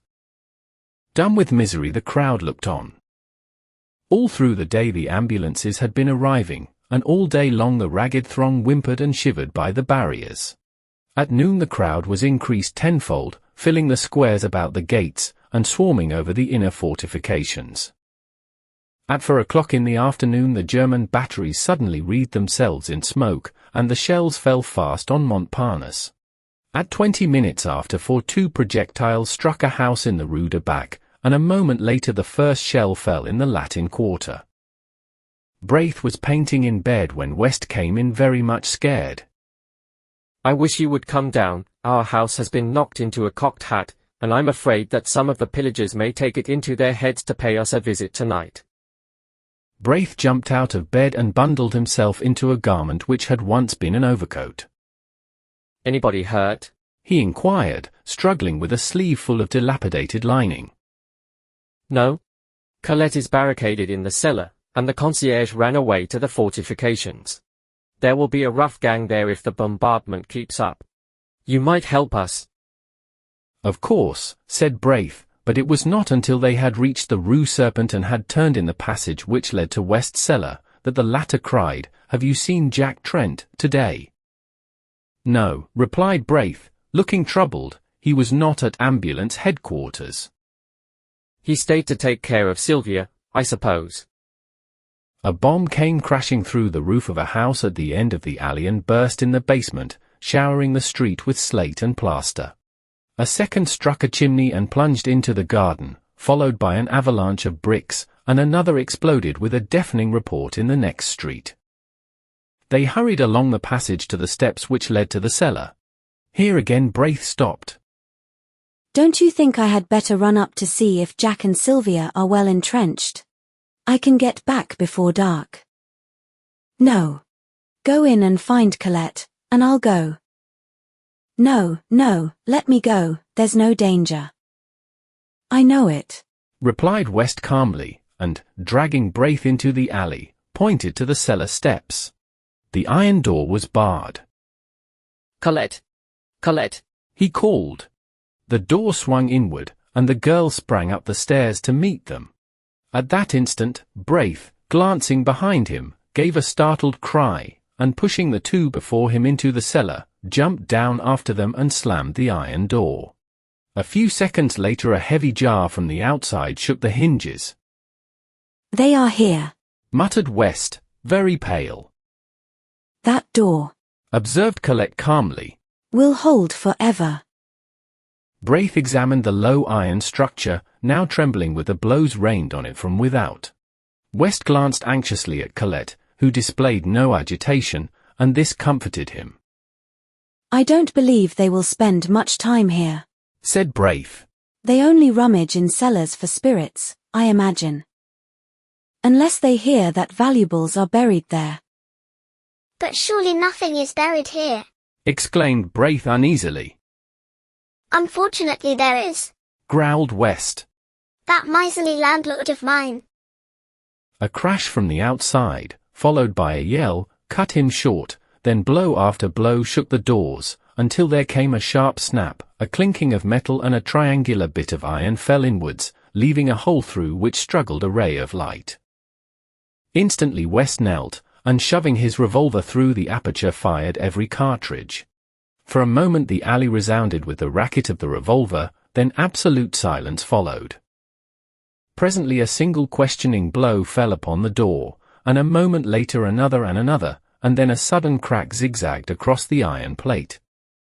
"Here," said West, seizing Colette by the wrist, "you follow me, Braith," and he ran swiftly toward a circular spot of light at the further end of the cellar. The spot of light came from a barred manhole above. West motioned Braith to mount on his shoulders. "Push it over. You must." With little effort Braith lifted the barred cover, scrambled out on his stomach, and easily raised Colette from West's shoulders. "Quick, old chap," cried the latter. Braith twisted his legs around a fence chain and leaned down again. The cellar was flooded with a yellow light, and the air reeked with the stench of petroleum torches. The iron door still held, but a whole plate of metal was gone, and now as they looked a figure came creeping through, holding a torch. "Quick," whispered Braith. "Jump." And West hung dangling until Colette grasped him by the collar, and he was dragged out. Then her nerves gave way and she wept hysterically, but West threw his arm around her and led her across the gardens into the next street, where Braith, after replacing the manhole cover and piling some stone slabs from the wall over it, rejoined them. It was almost dark. They hurried through the street, now only lighted by burning buildings, or the swift glare of the shells. They gave wide berth to the fires, but at a distance saw the flitting forms of pillagers among the debris. Sometimes they passed a female fury crazed with drink shrieking anathemas upon the world, or some slouching lout whose blackened face and hands betrayed his share in the work of destruction. At last they reached the Seine and passed the bridge, and then Braith said, "I must go back. I am not sure of Jack and Sylvia." As he spoke, he made way for a crowd which came trampling across the bridge, and along the river wall by the d'Orsay barracks. In the midst of it West caught the measured tread of a platoon. A lantern passed, a file of bayonets, then another lantern which glimmered on a deathly face behind, and Colette gasped, "Hartman," and he was gone. They peered fearfully across the embankment, holding their breath. There was a shuffle of feet on the quay, and the gate of the barracks slammed. A lantern shone for a moment at the postern, the crowd pressed to the grille, then came the clang of the volley from the stone parade. One by one the petroleum torches flared up along the embankment, and now the whole square was in motion. Down from the Champs-Élysées and across the Place de la Concorde straggled the fragments of the battle, a company here, and a mob there.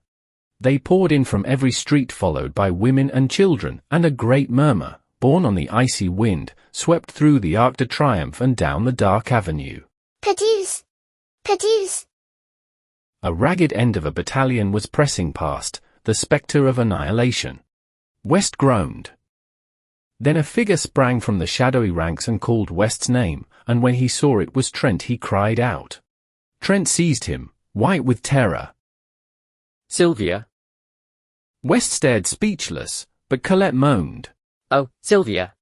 Sylvia, and they are shelling the quarter." "Trent," shouted Braith, but he was gone, and they could not overtake him. The bombardment ceased as Trent crossed the boulevard Saint-Germain, but the entrance to the Rue de Seine was blocked by a heap of smoking bricks. Everywhere the shells had torn great holes in the pavement.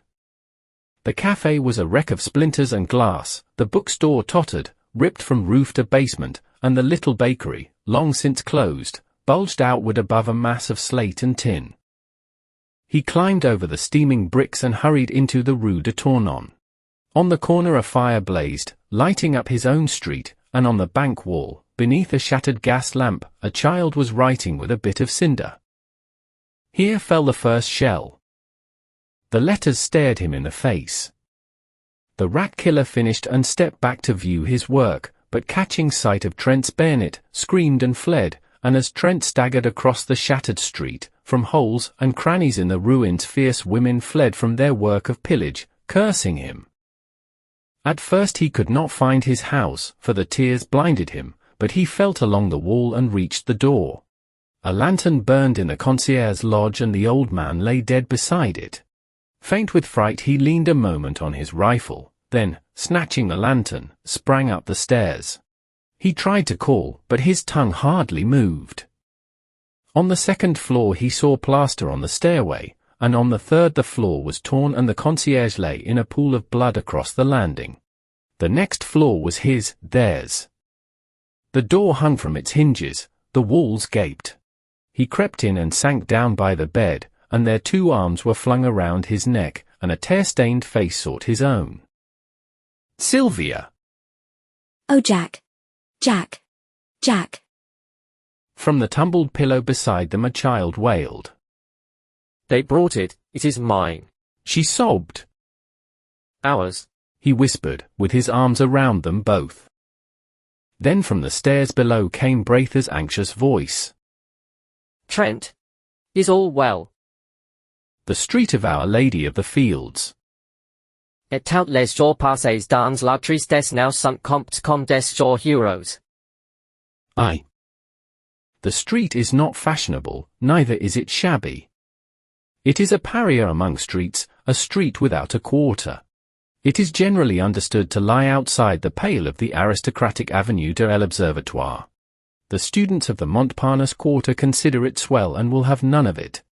The Latin quarter, from the Luxembourg, its northern frontier, sneers at its respectability and regards with disfavor the correctly costumed students who haunt it. Few strangers go into it. At times, however, the Latin quarter students use it as a thoroughfare between the Rue de Rennes and the Bullier, but except for that and the weekly afternoon visits of parents and guardians to the convent near the Rue Vavin, the street of Our Lady of the Fields is as quiet as a Parsi boulevard. Perhaps the most respectable portion lies between the Rue de la Grande Chaumière and the Rue Vavin, at least this was the conclusion arrived at by the Reverend Joel Byram, as he rambled through it with Hastings in charge. To Hastings the street looked pleasant in the bright June weather, and he had begun to hope for its selection when the Reverend Byram shied violently at the cross on the convent opposite. Jesuits, he muttered. Well, said Hastings wearily, I imagine we won't find anything better. You say yourself that vice is triumphant in Paris, and it seems to me that in every street we find Jesuits or something worse. After a moment he repeated, or something worse, which of course I would not notice except for your kindness in warning me. Dr. Byram sucked in his lips and looked about him. He was impressed by the evident respectability of the surroundings. Then frowning at the convent he took Hastings' arm and shuffled across the street to an iron gateway which bore the number 201 bis painted in white on a blue ground. Below this was a notice printed in English. 1. For porter please press once. 2. For servant please press twice. 3. For parlour please press thrice. Hastings touched the electric button 3 times, and they were ushered through the garden and into the parlour by a trim maid. The dining room door, just beyond, was open, and from the table in plain view a stout woman hastily arose and came toward them. Hastings caught a glimpse of a young man with a big head and several snuffy old gentlemen at breakfast, before the door closed and the stout woman waddled into the room, bringing with her an aroma of coffee and a black poodle. It is a pleasure to you receive, she cried. Monsieur is English? No, American, of course.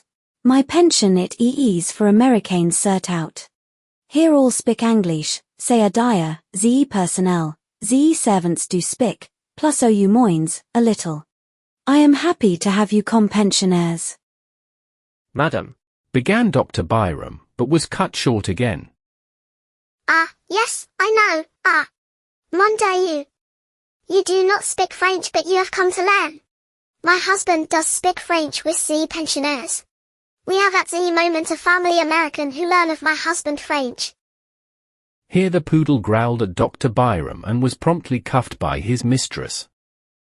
View 2. She cried, with a slap. View 2. Oh, le vilain, oh, le vilain. Mais, madam, said Hastings, smiling.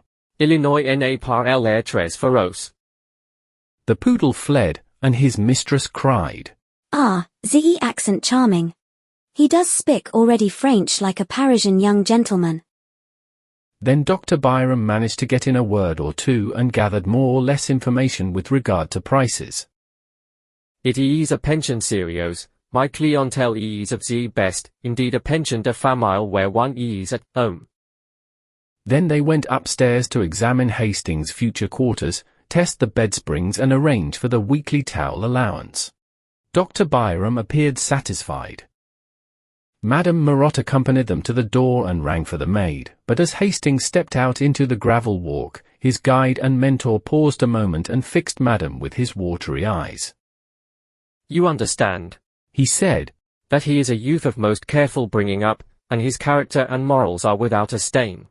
He is young and has never been abroad, never even seen a large city, and his parents have requested me, as an old family friend living in Paris, to see that he is placed under good influences. He is to study art, but on no account would his parents wish him to live in the Latin Quarter if they knew of the immorality which is rife there. A sound like the click of a latch interrupted him and he raised his eyes, but not in time to see the maid slap the big-headed young man behind the parlour door. Madame coughed, cast a deadly glance behind her and then beamed on Dr. Byram.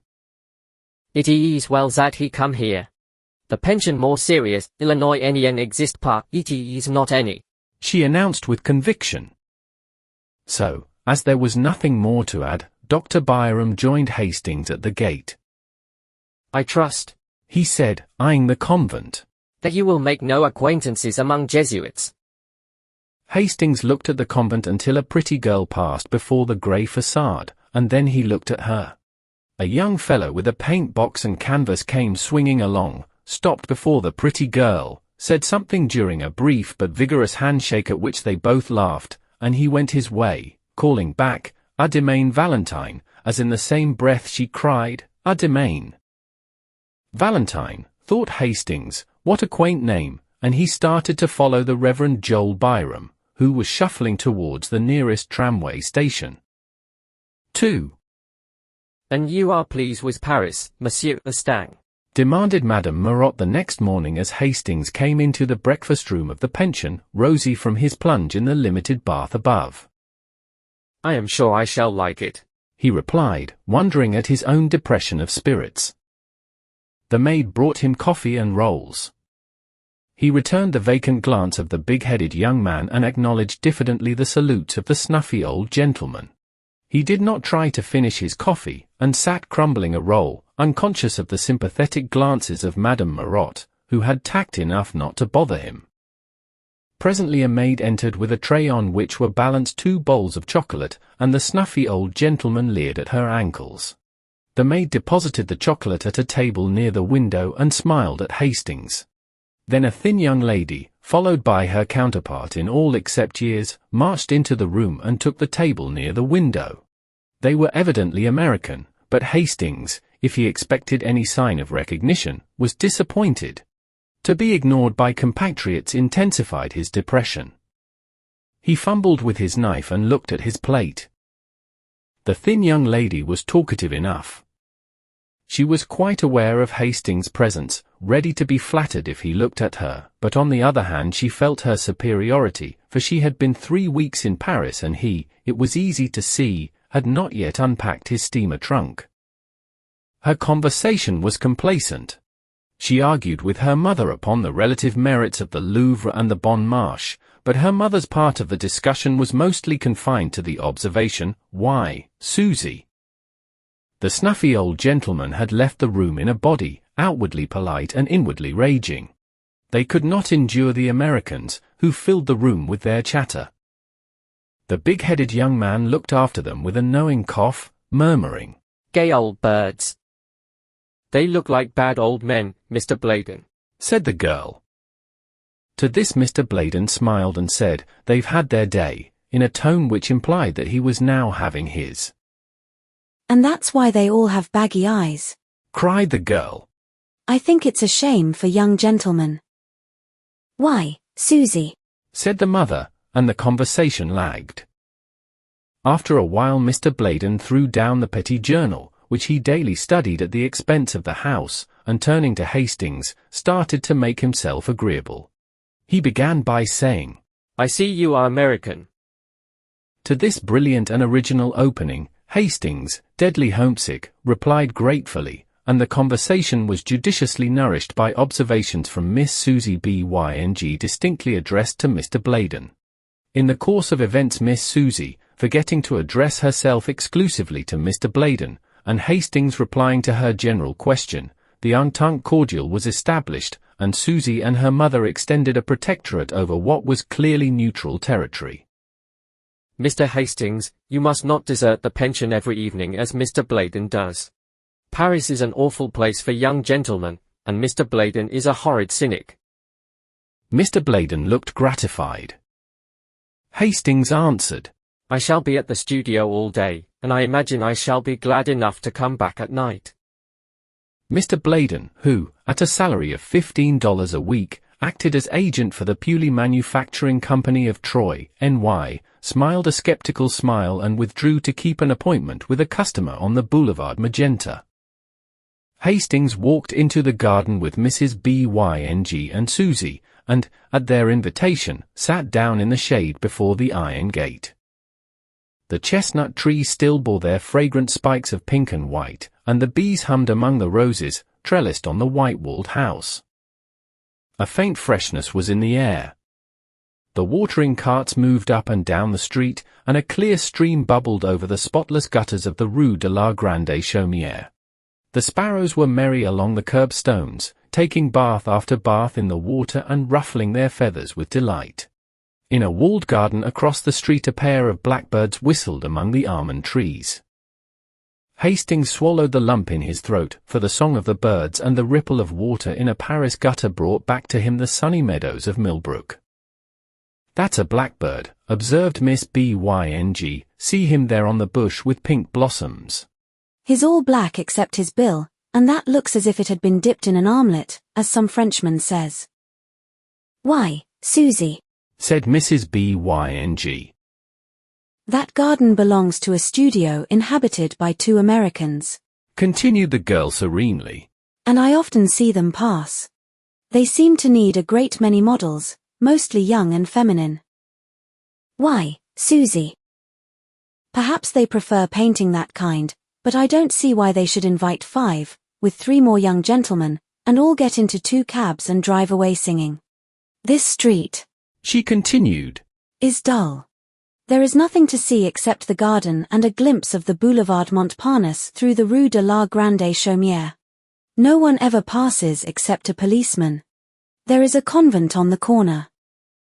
I thought it was a Jesuit college, began Hastings, but was at once overwhelmed with a Baedeker description of the place, ending with, On one side stand the palatial hotels of Jean-Paul Laurens and Guillaume Bouguereau, and opposite, in the little passage Stanislas, Carolus Duran paints the masterpieces which charm the world. The blackbird burst into a ripple of golden throaty notes, and from some distant green spot in the city an unknown wild bird answered with a frenzy of liquid trills until the sparrows paused in their ablutions to look up with restless chirps. Then a butterfly came and sat on a cluster of heliotrope and waved his crimson-banded wings in the hot sunshine. Hastings knew him for a friend, and before his eyes there came a vision of tall mulleins and scented milkweed alive with painted wings, a vision of a white house and woodbine-covered piazza, a glimpse of a man reading and a woman leaning over the pansy bed, and his heart was full. He was startled a moment later by Miss Byng. I believe you are homesick. Hastings blushed. Miss Byng looked at him with a sympathetic sigh and continued. Whenever I felt homesick at first I used to go with Mama and walk in the Luxembourg gardens. I don't know why it is, but those old-fashioned gardens seem to bring me nearer home than anything in this artificial city.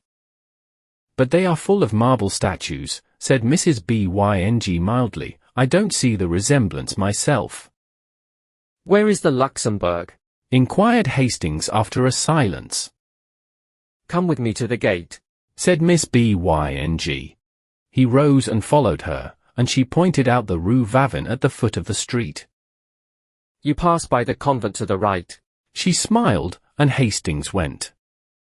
3. The Luxembourg was a blaze of flowers. He walked slowly through the long avenues of trees, past mossy marbles and old-time columns, and threading the grove by the bronze lion, came upon the tree-crowned terrace above the fountain. Below lay the basin shining in the sunlight. Flowering almonds encircled the terrace, and, in a greater spiral, groves of chestnuts wound in and out and down among the moist thickets by the western palace wing. At one end of the avenue of trees the observatory rose, its white domes piled up like an eastern mosque. At the other end stood the heavy palace, with every window pane ablaze in the fierce sun of June. Around the fountain, children and white-capped nurses armed with bamboo poles were pushing toy boats, whose sails hung limp in the sunshine. A dark policeman, wearing red epaulets and a dress sword, watched them for a while and then went away to remonstrate with a young man who had unchained his dog. The dog was pleasantly occupied in rubbing grass and dirt into his back while his legs waved into the air. The policeman pointed at the dog. He was speechless with indignation. "Well, Captain," smiled the young fellow. "Well, Monsieur Student," growled the policeman. "what do you come and complain to me for? If you don't chain him, I'll take him," shouted the policeman. "What's that to me, mon capitaine?" "What, isn't that bulldog yours?" "If it was, don't you suppose I'd chain him?" The officer glared for a moment in silence, then deciding that as he was a student he was wicked, grabbed at the dog, who promptly dodged. Around and around the flower beds they raced, and when the officer came too near for comfort, the bulldog cut across a flower bed, which perhaps was not playing fair. The young man was amused, and the dog also seemed to enjoy the exercise. The policeman noticed this and decided to strike at the fountainhead of the evil. He stormed up to the student and said, "As the owner of this public nuisance, I arrest you."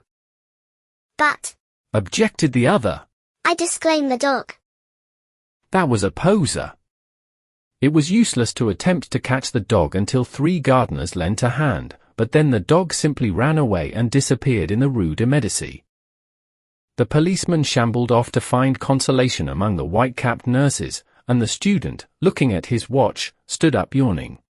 Then catching sight of Hastings, he smiled and bowed. Hastings walked over to the marble, laughing. "Why, Clifford," he said. "I didn't recognize you." "It's my moustache," sighed the other. "I sacrificed it to humor a whim of a friend. What do you think of my dog?" "Then he is yours?" cried Hastings. "Of course. It's a pleasant change for him, this playing tag with policemen, but he is known now and I'll have to stop it. He's gone home. He always does when the gardeners take a hand. It's a pity, he's fond of rolling on lawns." Then they chatted for a moment of Hastings' prospects, and Clifford politely offered to stand his sponsor at the studio. "You see, old Tabby, I mean Dr. Byram, told me about you before I met you," explained Clifford, "and Elliot and I will be glad to do anything we can." Then looking at his watch again, he muttered, "I have just 10 minutes to catch the Versailles train, au revoir," and started to go, but catching sight of a girl advancing by the fountain, took off his hat with a confused smile. "Why are you not at Versailles?" she said, with an almost imperceptible acknowledgement of Hastings' presence. I'm going," murmured Clifford. For a moment they faced each other, and then Clifford, very red, stammered, "With your permission, I have the honor of presenting to you my friend, Monsieur Hastings." Hastings bowed low. She smiled very sweetly, but there was something of malice in the quiet inclination of her small Parisian head. "I could have wished," she said, "that Monsieur Clifford might spare me more time when he brings with him so charming an American." Must I go, Valentine?" began Clifford. "Certainly," she replied. Clifford took his leave with very bad grace, wincing, when she added, "and give my dearest love to Cecile." As he disappeared in the Rue d'Assas, the girl turned as if to go, but then suddenly remembering Hastings, looked at him and shook her head. "Monsieur Clifford is so perfectly harebrained," she smiled. "It is embarrassing sometimes. You have heard, of course, all about his success at the salon." He looked puzzled and she noticed it. "You have been to the salon, of course." "Why, no," he answered. I only arrived in Paris 3 days ago. She seemed to pay little heed to his explanation, but continued. Nobody imagined he had the energy to do anything good, but on varnishing day the salon was astonished by the entrance of Monsieur Clifford, who strolled about as bland as you please with an orchid in his buttonhole, and a beautiful picture on the line. She smiled to herself at the reminiscence, and looked at the fountain. Monsieur Bouguereau told me that Monsieur Julien was so astonished that he only shook hands with Monsieur Clifford in a dazed manner, and actually forgot to pat him on the back. Fancy. She continued with much merriment. Fancy Papa Julien forgetting to pat one on the back. Hastings, wondering at her acquaintance with the great Bouguereau, looked at her with respect. May I ask, He said diffidently. whether you are a pupil of Bouguereau? I. She said in some surprise. Then she looked at him curiously. Was he permitting himself the liberty of joking on such short acquaintance? His pleasant serious face questioned hers. Tiens. She thought. What a droll man. You surely study art? He said. She leaned back on the crooked stick of her parasol, and looked at him. Why do you think so? Because you speak as if you did.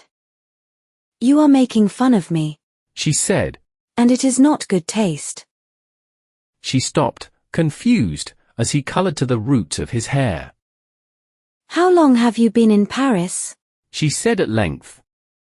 3 days. He replied gravely. But, surely you are not a nouveau. You speak French too well. Then after a pause. Really, are you a nouveau? I am. He said. She sat down on the marble bench lately occupied by Clifford, and tilting her parasol over her small head looked at him. I don't believe it. He felt the compliment, and for a moment hesitated to declare himself one of the despised. Then mustering up his courage, he told her how new and green he was, and all with a frankness which made her blue eyes open very wide and her lips part in the sweetest of smiles. You have never seen a studio? Never. Nor a model? No. How funny. She said solemnly. Then they both laughed. And you? He said. Have seen studios? Hundreds. And models? Millions. And you know Bouguereau? Yes, and Henier, and Constant and Laurens, and Puvis de Chavins and Dagnan and Coutois, and all the rest of them. And yet you say you are not an artist. Pardon. She said gravely. Did I say I was not? Won't you tell me? He hesitated. At first she looked at him, shaking her head and smiling, then of a sudden her eyes fell and she began tracing figures with her parasol in the gravel at her feet. Hastings had taken a place on the seat, and now, with his elbows on his knees, sat watching the spray drifting above the fountain jet. A small boy, dressed as a sailor, stood poking his yacht and crying, I won't go home. I won't go home. His nurse raised her hands to heaven. Just like a little American boy, thought Hastings, and a pang of homesickness shot through him. Presently the nurse captured the boat, and the small boy stood at bay. Monsieur René, when you decide to come here you may have your boat. The boy backed away scowling. Give me my boat, I say. He cried. And don't call me René, for my name's Randall and you know it. Hello, said Hastings. Randall, that's English. I am American, announced the boy in perfectly good English, turning to look at Hastings. And she's such a fool she calls me René because Mama calls me Ranny. Here he dodged the exasperated nurse and took up his station behind Hastings, who laughed, and catching him around the waist lifted him into his lap. One of my countrymen, he said to the girl beside him. He smiled while he spoke, but there was a queer feeling in his throat. Don't you see the stars and stripes on my yacht? Demanded Randall. Sure enough, the American colors hung limply under the nurse's arm. Oh, cried the girl, he is charming, and impulsively stooped to kiss him, but the infant Randall wriggled out of Hastings' arms, and his nurse pounced upon him with an angry glance at the girl. She reddened and then bit her lips as the nurse, with eyes still fixed on her, dragged the child away and ostentatiously wiped his lips with her handkerchief. Then she stole a look at Hastings and bit her lip again. What an ill-tempered woman, he said. In America, most nurses are flattered when people kiss their children. For an instant she tipped the parasol to hide her face, then closed it with a snap and looked at him defiantly. Do you think it strange that she objected? Why not? He said in surprise. Again she looked at him with quick searching eyes. His eyes were clear and bright, and he smiled back, repeating, Why not? You are droll. She murmured, bending her head. Why? But she made no answer, and sat silent, tracing curves and circles in the dust with her parasol. After a while he said, I am glad to see that young people have so much liberty here. I understood that the French were not at all like us. You know, in America, or at least where I live in Millbrook, girls have every liberty, go out alone and receive their friends alone, and I was afraid I should miss it here. But I see how it is now, and I am glad I was mistaken. She raised her eyes to his and kept them there. He continued pleasantly. Since I have sat here I have seen a lot of pretty girls walking alone on the terrace there, and then you are alone too. Tell me, for I do not know French customs, do you have the liberty of going to the theatre without a chaperone? For a long time she studied his face, and then with a trembling smile said, Why do you ask me? Because you must know, of course. He said gaily. Yes. She replied indifferently. I know. He waited for an answer, but getting none, decided that perhaps she had misunderstood him. I hope you don't think I mean to presume on our short acquaintance. He began. In fact it is very odd, but I don't know your name. When Mr. Clifford presented me he only mentioned mine. Is that the custom in France? It is the custom in the Latin Quarter, she said with a queer light in her eyes. Then suddenly she began talking almost feverishly. You must know, Monsieur Hastings, that we are all un peu sans gene here in the Latin Quarter. We are very bohemian, and etiquette and ceremony are out of place. It was for that Monsieur Clifford presented you to me with small ceremony, and left us together with less, only for that, and I am his friend, and I have many friends in the Latin Quarter, and we all know each other very well, and I am not studying art, but. But what? He said, bewildered. I shall not tell you, it is a secret, she said with an uncertain smile. On both cheeks a pink spot was burning, and her eyes were very bright. Then in a moment her face fell. Do you know Monsieur Clifford very intimately? Not very. After a while she turned to him, grave and a little pale. My name is Valentine Tissot. Might I ask a service of you on such very short acquaintance? Oh, he cried. I should be honored. It is only this, she said gently. It is not much. Promise me not to speak to Monsieur Clifford about me. Promise me that you will speak to no one about me. I promise, he said, greatly puzzled. She laughed nervously. I wish to remain a mystery. It is a caprice. But, he began. I had hoped that you might give Monsieur Clifford permission to present me at your house. My house. She repeated. I mean, where you live, in fact, to present me to your family. The change in the girl's face shocked him. I beg your pardon, he cried. I have hurt you. And as quick as a flash she understood him because she was a woman. My parents are dead, she said. Presently he began again, very gently. Would it displease you if I beg you to receive me? It is the custom. I cannot, she answered. Then glancing up at him.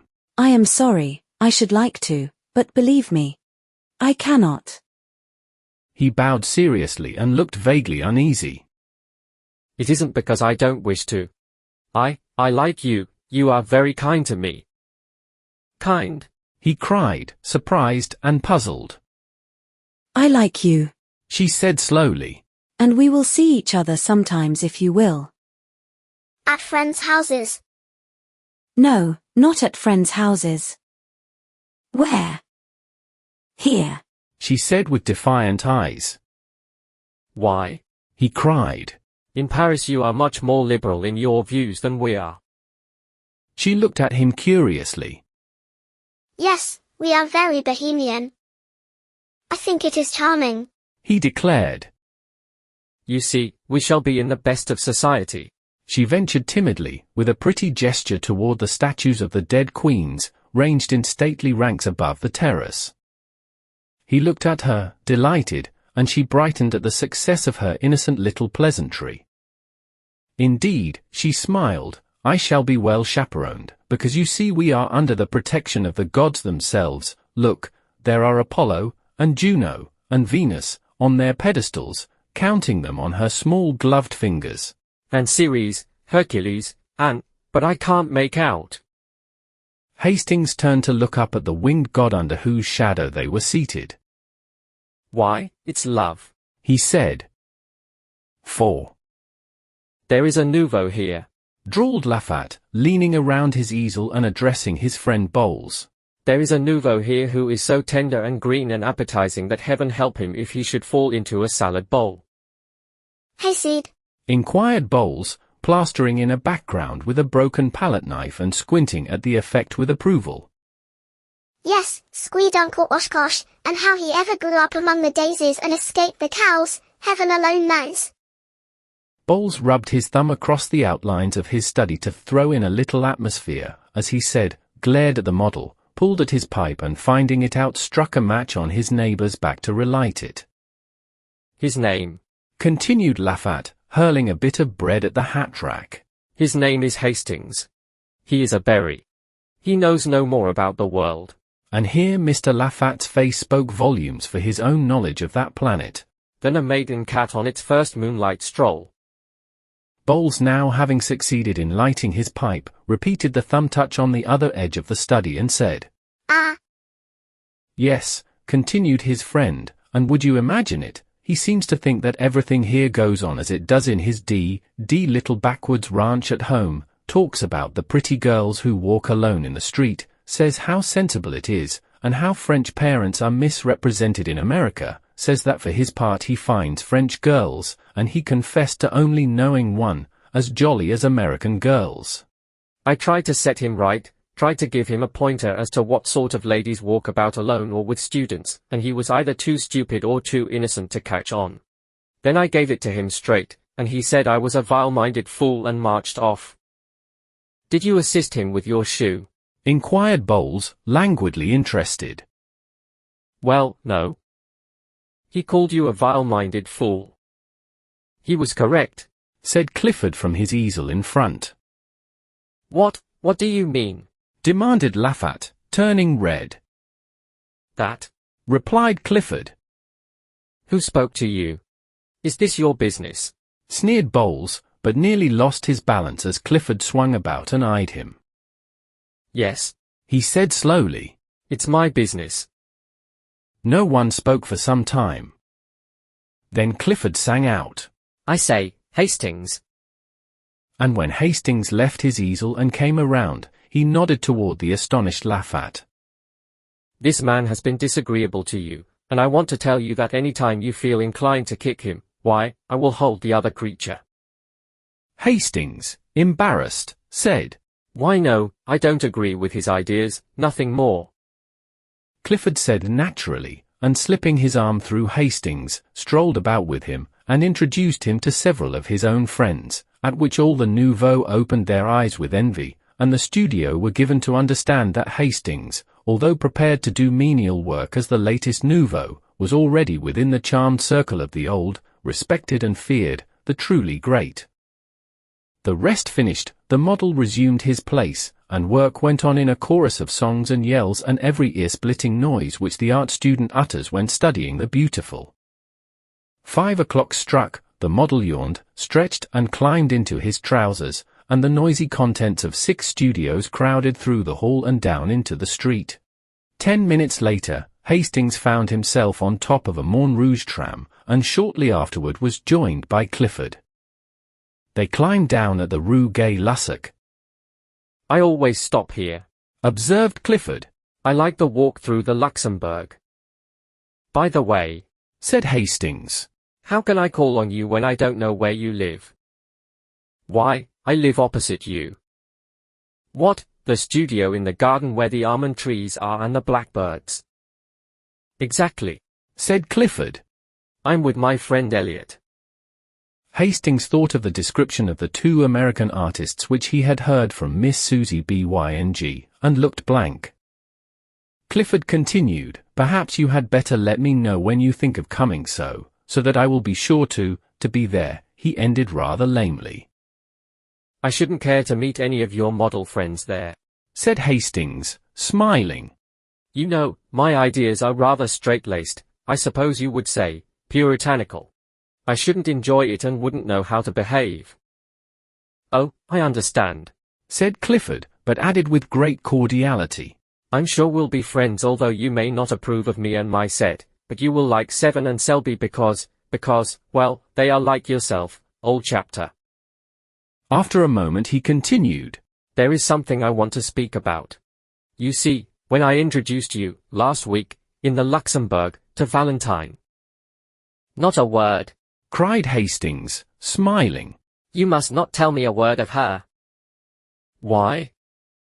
No, not a word, he said gaily. I insist, promise me upon your honor you will not speak of her until I give you permission, promise. I promise, said Clifford, amazed. She is a charming girl, we had such a delightful chat after you left, and I thank you for presenting me, but not another word about her until I give you permission. Oh, murmured Clifford. Remember your promise. He smiled as he turned into his gateway. Clifford strolled across the street and, traversing the ivy-covered alley, entered his garden. He felt for his studio key, muttering, I wonder, but of course he doesn't. He entered the hallway, and fitting the key into the door, stood staring at the two cards tacked over the panels. ++ Foxhall Clifford ++. ++ Richard Osborne Elliot ++. Why the devil doesn't he want me to speak of her? He opened the door, and, discouraging the caresses of two brindle bulldogs, sank down on the sofa. Elliot sat smoking and sketching with a piece of charcoal by the window. Hello, he said without looking around. Clifford gazed absently at the back of his head, murmuring, I'm afraid that man is too innocent. I say, Elliot, he said, at last. Hastings, you know the chap that old Tabby Byram came around here to tell us about, the day you had to hide Colette in the armoire. Yes, what's up? Oh, nothing. He's a brick. Yes, said Elliot, without enthusiasm. Don't you think so? Demanded Clifford. Why yes, but he is going to have a tough time when some of his illusions are dispelled. More shame to those who dispel, Yes, wait until he comes to pay his call on us, unexpectedly, of course. Clifford looked virtuous and lighted a cigar. I was just going to say, he observed, that I have asked him not to come without letting us know, so I can postpone any order you may have intended. Ah, cried Elliot indignantly. I suppose you put it to him in that way. Not exactly, grinned Clifford. Then more seriously, I don't want anything to occur here to bother him. He's a brick, and it's a pity we can't be more like him. I am, observed Elliot complacently. Only living with you. Listen, cried the other. I have managed to put my foot in it in great style. Do you know what I've done? Well, the first time I met him in the street, or rather, it was in the Luxembourg, I introduced him to Valentine. Did he object? Believe me, said Clifford, solemnly, this rustic Hastings has no more idea that Valentine is Valentine, than he has that he himself is a beautiful example of moral decency in a quarter where morals are as rare as elephants. I heard enough in a conversation between that blackguard Loffat and the little immoral eruption, bowls, to open my eyes. I tell you Hastings is a trump. He's a healthy, clean-minded young fellow, bred in a small country village, brought up with the idea that saloons are way stations to hell and as for women. Well? Demanded Elliot. Well, said Clifford, his idea of the dangerous woman is probably a painted Jezebel. Probably, replied the other. He's a trump, said Clifford. And if he swears the world is as good and pure as his own heart, I'll swear he's right. Elliot rubbed his charcoal on his file to get a point and turned to his sketch saying, He will never hear any pessimism from Richard Osborne. He's a lesson to me, said Clifford. Then he unfolded a small perfumed note, written on rose-colored paper, which had been lying on the table before him. He read it, smiled, whistled a bar or two from Miss Elliot, and sat down to answer it on his best cream-laid note paper. When it was written and sealed, he picked up his stick and marched up and down the studio 2 or 3 times, whistling. Going out? Inquired the other, without turning.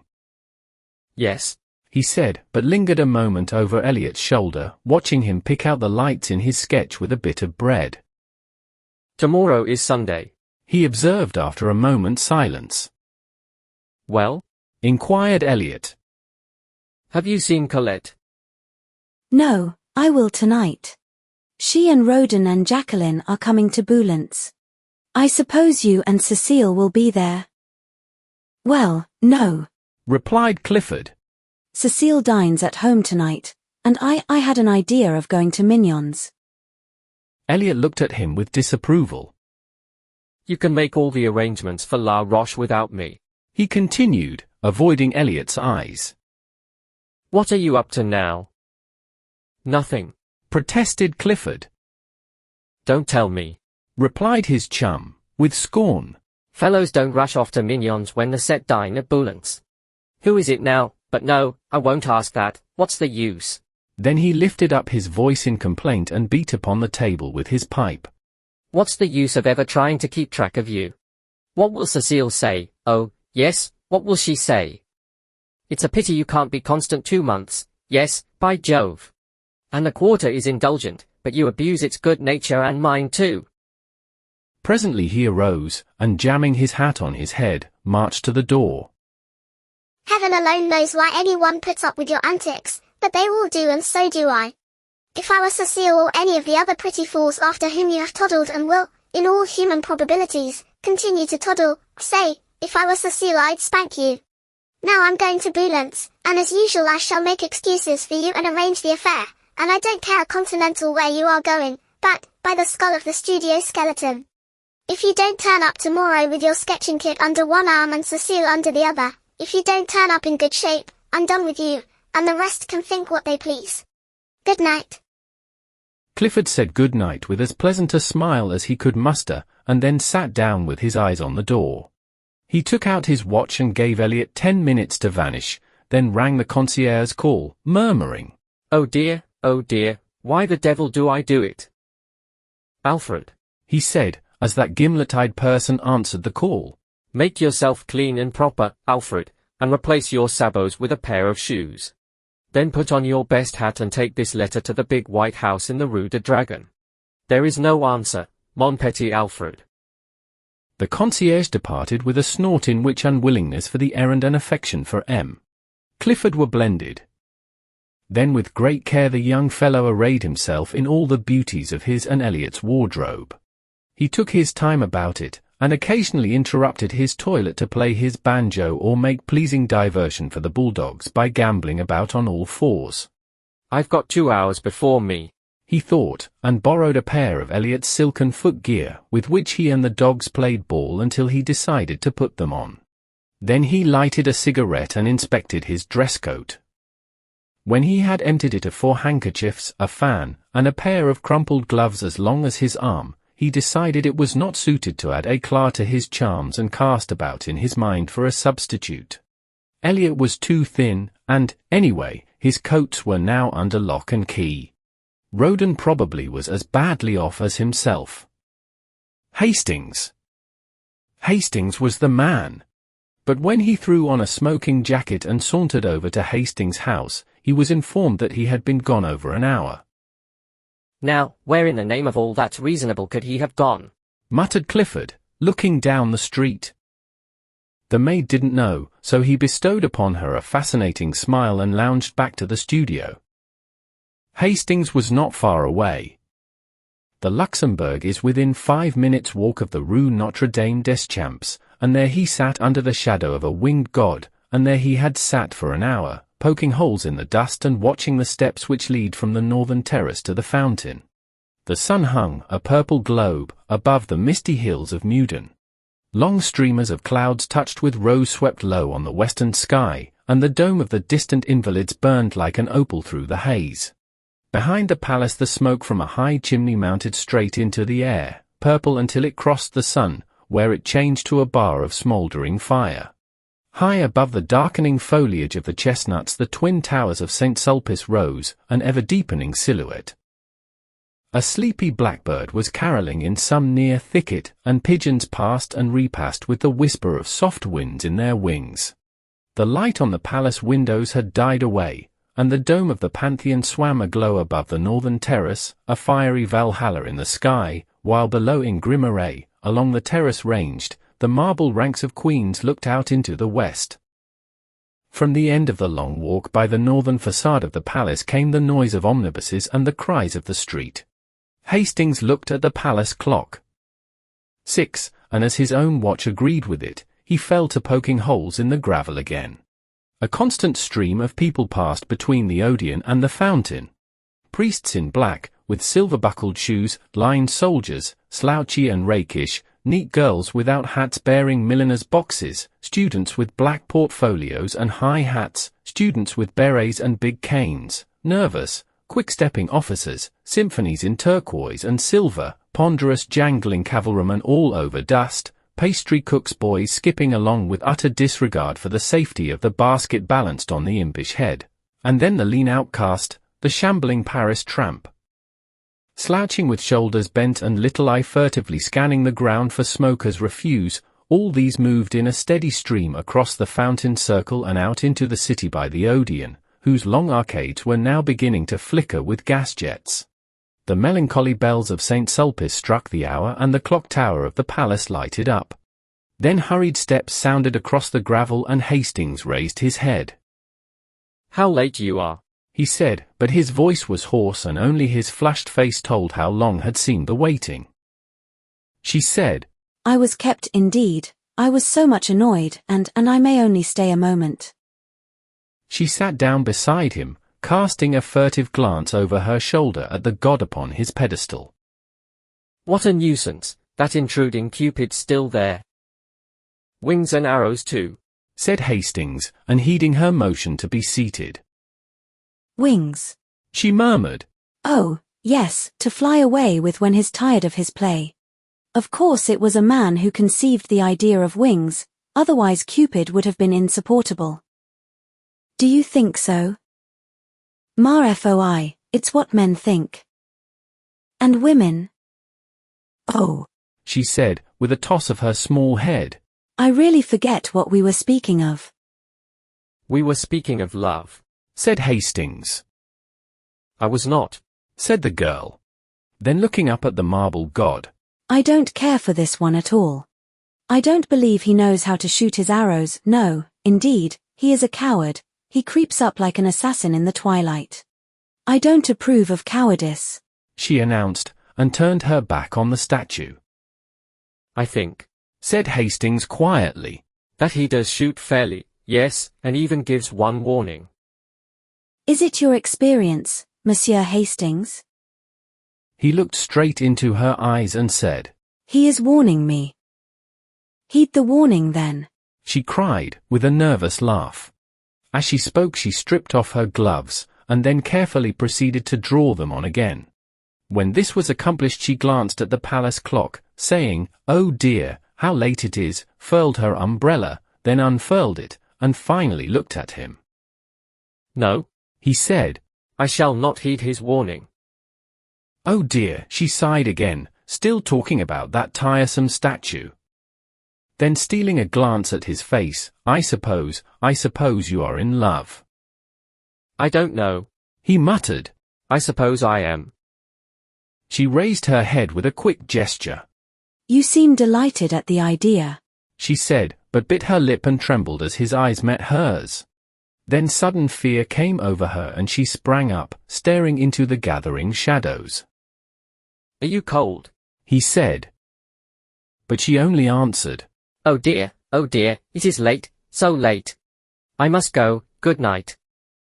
She gave him her gloved hand a moment and then withdrew it with a start. What is it? He insisted. Are you frightened? She looked at him strangely. No, not frightened, you are very good to me. By Jove, he burst out, what do you mean by saying I'm good to you? That's at least the third time, and I don't understand. The sound of a drum from the guardhouse at the palace cut him short. Listen. She whispered. They are going to close. It's late, oh, so late.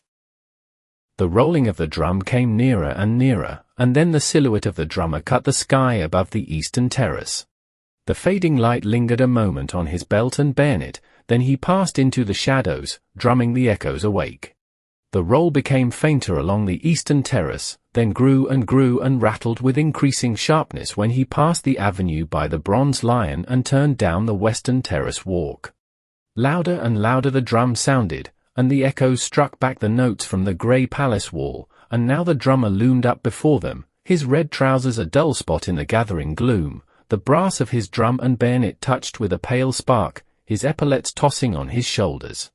He passed, leaving the crash of the drum in their ears, and far into the alley of trees they saw his little tin cup shining on his haversack. Then the sentinels began the monotonous cry, On femme! On femme! and the bugle blew from the barracks in the Rue de Tournon. On firm. On firm. Good night. She whispered. I must return alone tonight. He watched her until she reached the northern terrace, and then sat down on the marble seat until a hand on his shoulder and a glimmer of bayonets warned him away. She passed on through the grove, and turning into the Rue de Médicis, traversed it to the boulevard. At the corner she bought a bunch of violets and walked on along the boulevard to the Rue des Écoles. A cab was drawn up before Boulant's, and a pretty girl aided by Elliot jumped out. Valentine, Cried the girl. come with us. I can't. She said, stopping a moment. I have a rendezvous at Mignon's. Not Victor. Cried the girl, laughing, but she passed with a little shiver, nodding good night, then turning into the Boulevard Saint-Germain, she walked a tittle faster to escape a gay party sitting before the Café Cluny who called to her to join them. At the door of the Restaurant Mignon stood a coal-black negro in buttons. He took off his peaked cap as she mounted the carpeted stairs.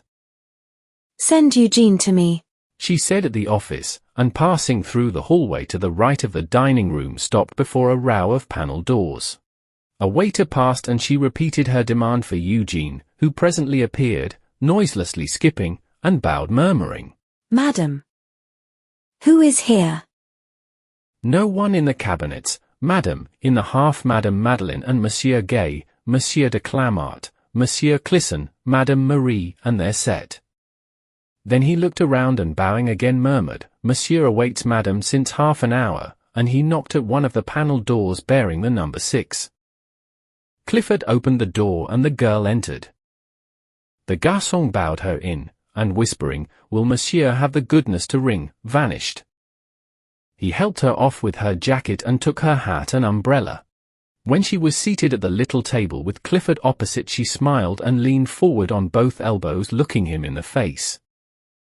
What are you doing here? She demanded. Waiting. He replied, in accents of adoration. For an instant she turned and examined herself in the glass. The wide blue eyes, the curling hair, the straight nose and short curled lip flashed in the mirror an instant only, and then its depths reflected her pretty neck and back. Thus do I turn my back on vanity, she said, and then leaning forward again. What are you doing here? Waiting for you. Repeated Clifford, slightly troubled. And Cecile. Now don't, Valentine. Do you know, she said calmly. I dislike your conduct. He was a little disconcerted, and rang for Eugene to cover his confusion. The soup was bisque, and the wine pommery, and the courses followed each other with the usual regularity until Eugene brought coffee, and there was nothing left on the table but a small silver lamp. Valentine, said Clifford, after having obtained permission to smoke, is it the Vaudeville or the El Dorado, or both, or the Nouveau Cirque, or— It is here, said Valentine. Well, he said, greatly flattered. I'm afraid I couldn't amuse you. Oh, yes, you are funnier than the El Dorado. Now see here, don't guy me, Valentine. You always do, and, you know what they say, a good laugh kills. What? Love and all that. She laughed until her eyes were moist with tears. Tiens. She cried. He is dead, then. Clifford eyed her with growing alarm. Do you know why I came? She said. No, He replied uneasily. I don't. How long have you made love to me? Well, He admitted, somewhat startled. I should say, for about a year. It is a year, I think. Are you not tired? He did not answer. Don't you know that I like you too well to ever fall in love with you? She said. Don't you know that we are two good comrades, two old friends for that? And were we not, do you think that I do not know your history, Monsieur Clifford? Don't be so sarcastic, he urged. Don't be unkind, Valentine. I'm not. I'm kind. I'm very kind, to you and to Cecile. Cecile is tired of me. I hope she is, said the girl. For she deserves a better fate. Tiens, do you know your reputation in the quarter? Of the inconstant, the most inconstant, utterly incorrigible and no more serious than a gnat on a summer night. Poor Cecile. Clifford looked so uncomfortable that she spoke more kindly. I like you. You know that. Everybody does. You are a spoiled child here. Everything is permitted you and everyone makes allowance, but everyone cannot be a victim to caprice. Caprice? He cried. By Jove, if the girls of the Latin Quarter are not capricious. Never mind about that. You must not sit in judgment, you of all men. Why are you here tonight? Oh, she cried. I will tell you why. Monsieur receives a little note, he sends a little answer, he dresses in his conquering raiment. I don't, said Clifford, very red. You do, and it becomes you. She retorted with a faint smile. Then again, very quietly. I am in your power, but I know I am in the power of a friend. I have come to acknowledge it to you here, and it is because of that I am here to beg of you a favor. Clifford opened his eyes, but said nothing.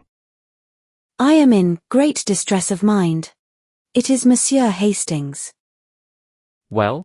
Said Clifford, in some astonishment. I want to ask you. She continued in a low voice. I want to ask you to, in case you should speak of me before him, not to say. I shall not speak of you to him, he said quietly. Can you prevent others? I might if I was present. May I ask why? That is not fair. She murmured. You know how he considers me, as he considers every woman. You know how different he is from you and the rest. I have never seen a man, such a man as Monsieur Hastings. He let his cigarette go out unnoticed. I am almost afraid of him, afraid he should know what we all are in the quarter. Oh, I do not wish him to know. I do not wish him to turn from me, to cease from speaking to me as he does. You and the rest cannot know what it has been to me. I could not believe him. I could not believe he was so good and noble. I do not wish him to know so soon. He will find out sooner or later, he will find out for himself, and then he will turn away from me. Why? She cried passionately. Why should he turn from me and not from you? Clifford, much embarrassed, eyed his cigarette. The girl rose, very white. He is your friend, you have a right to warn him. He is my friend, he said at length. They looked at each other in silence. Then she cried. By all that I hold to me most sacred, you need not warn him. I shall trust your word, he said pleasantly. The month passed quickly for Hastings, and left few definite impressions after it. It did leave some, however. One was a painful impression of meeting Mr. Bladen on the Boulevard des Capucines in company with a very pronounced young person whose laugh dismayed him, and when at last he escaped from the café where Mr. Bladen had hauled him to join them in a bock, he felt as if the whole boulevard was looking at him, and judging him by his company. Later, an instinctive conviction regarding the young person with Mr. Bladen sent the hot blood into his cheek, and he returned to the pension in such a miserable state of mind that Miss Byng was alarmed and advised him to conquer his homesickness at once. Another impression was equally vivid. One Saturday morning, feeling lonely, his wanderings about the city brought him to the Gare Saint-Lazare. It was early for breakfast, but he entered the hotel terminus and took a table near the window. As he wheeled about to give his order, a man passing rapidly along the aisle collided with his head, and looking up to receive the expected apology, he was met instead by a slap on the shoulder and a hearty, "What the deuce are you doing here, old chap?" It was Roden, who seized him and told him to come along. So, mildly protesting, he was ushered into a private dining room where Clifford, rather red, jumped up from the table and welcomed him with a startled air which was softened by the unaffected glee of Roden and the extreme courtesy of Eliot. The latter presented him to 3 bewitching girls who welcomed him so charmingly and seconded Roden in his demand that Hastings should make one of the party, that he consented at once. While Eliot briefly outlined the projected excursion to La Roche, Hastings delightedly ate his omelette, and returned the smiles of encouragement from Cecile and Colette and Jacqueline. Meantime Clifford in a bland whisper was telling Roden what an ass he was. Poor Roden looked miserable until Eliot, divining how affairs were turning, frowned on Clifford and found a moment to let Roden know that they were all going to make the best of it. You shut up, he observed to Clifford. It's fate, and that settles it. It's Roden, and that settles it, murmured Clifford, concealing a grin. For after all he was not Hastings' wet nurse. So it came about that the train which left the Gare Saint-Lazare at 9:15 a.m. stopped a moment in its career towards Havre and deposited at the red-roofed station of La Roche a merry party, armed with sunshades, trout rods, and one cane, carried by the non-combatant, Hastings. Then, when they had established their camp in a grove of sycamores which bordered the little river Epte, Clifford, the acknowledged master of all that pertained to sportsmanship, took command. You, Roden, he said, divide your flies with Eliot and keep an eye on him, or else he'll be trying to put on a float and sinker. Prevent him by force from grubbing about for worms. Eliot protested, but was forced to smile in the general laugh. You make me ill, he asserted. Do you think this is my first trout? I shall be delighted to see your first trout, said Clifford, and dodging a fly hook, hurled with intent to hit, proceeded to sort and equip 3 slender rods destined to bring joy and fish to Cecile, Colette, and Jacqueline. With perfect gravity he ornamented each line with a split shot, a small hook, and a brilliant quill float. I shall never touch the worms, announced Cecile with a shudder. Jacqueline and Colette hastened to sustain her, and Hastings pleasantly offered to act in the capacity of general baiter and taker-off of fish. But Cecile, doubtless fascinated by the gaudy flies in Clifford's book, decided to accept lessons from him in the true art, and presently disappeared up the Epte with Clifford in tow. Eliot looked doubtfully at Colette. I prefer gudgeons, said that damsel with decision. And you and Monsieur Roden may go away when you please, may they not, Jacqueline? Certainly, responded Jacqueline. Eliot, undecided, examined his rod and reel. You've got your reel on wrong side up, observed Roden. Eliot wavered, and stole a glance at Colette. I have almost decided to, Not to flip the flies about just now. He began. There's the pole that Cecile left. Don't call it a pole.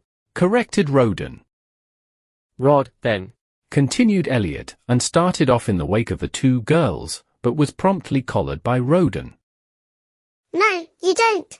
Fancy a man fishing with a float and sinker when he has a fly rod in his hand. You come along.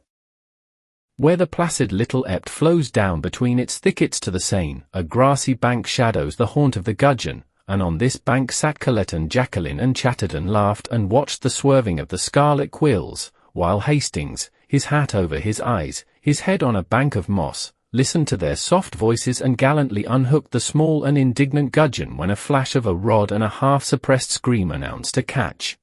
The sunlight filtered through the leafy thickets awaking to song the forest birds. Magpies in spotless black and white flirted past, alighting nearby with a hop and bound and twitch of the tail.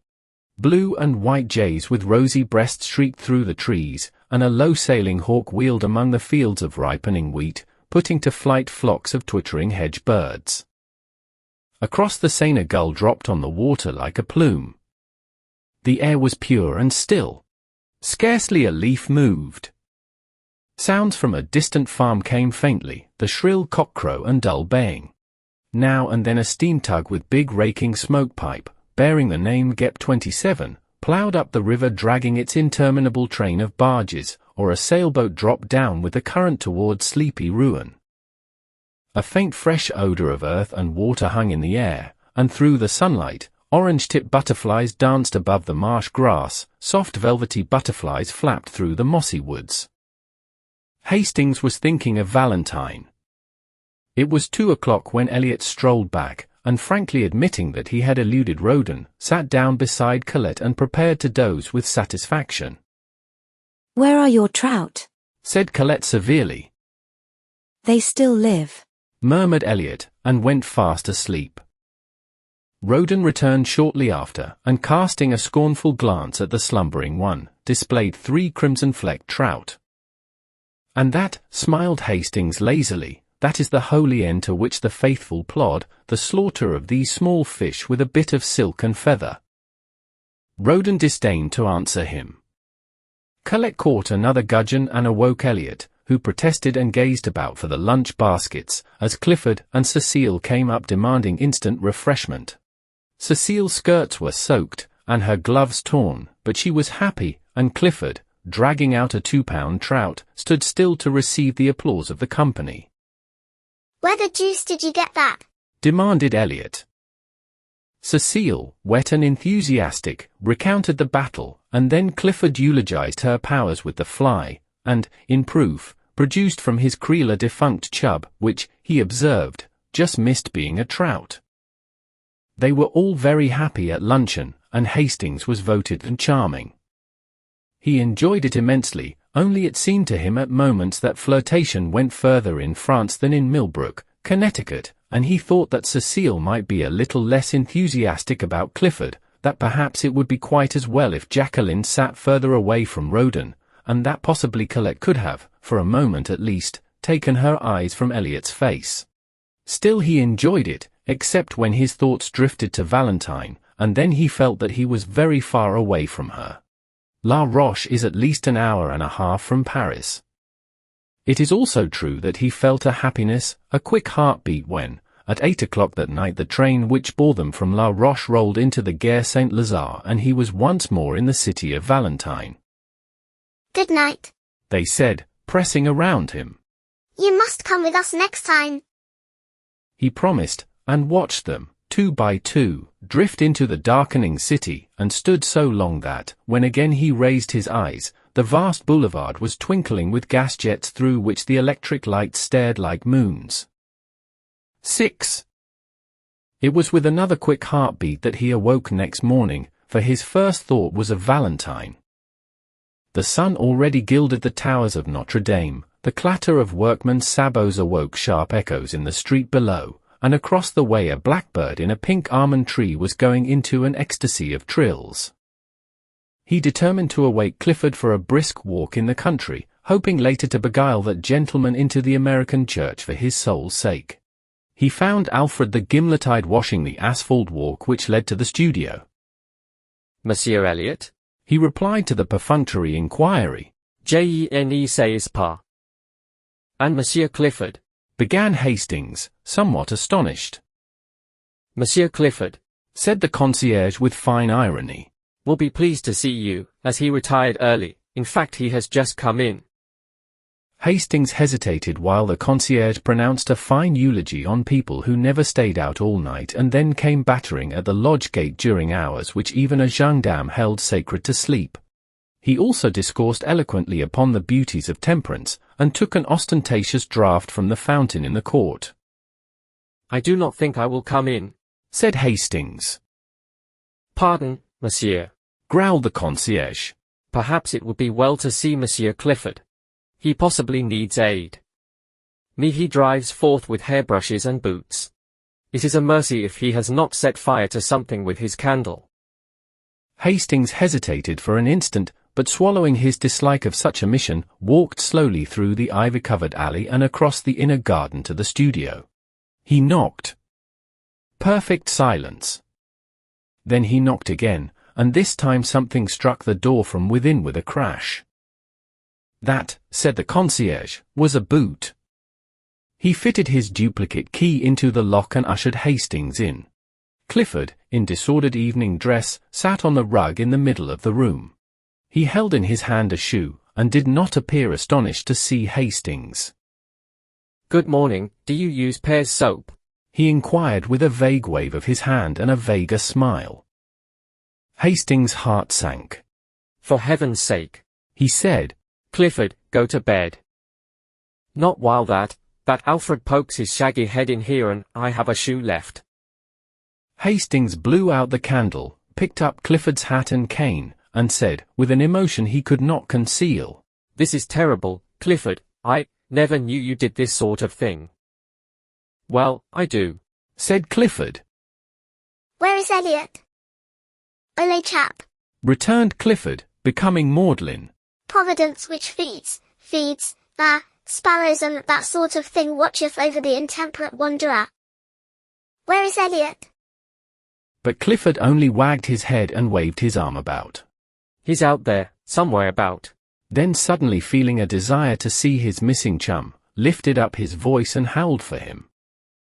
Hastings, thoroughly shocked, sat down on the lounge without a word. Presently, after shedding several scalding tears, Clifford brightened up and rose with great precaution. Ole chap, he observed. Do you want to see a miracle? Well, here goes. I'm going to begin. He paused, beaming at vacancy. A miracle, he repeated. Hastings supposed he was alluding to the miracle of his keeping his balance, and said nothing. I'm going to bed, he announced. Poor Ole Clifford's going to bed, and that's a miracle. And he did with a nice calculation of distance and equilibrium which would have wrung enthusiastic yells of applause from Elliot had he been there to assist a connoisseur. But he was not. He had not yet reached the studio.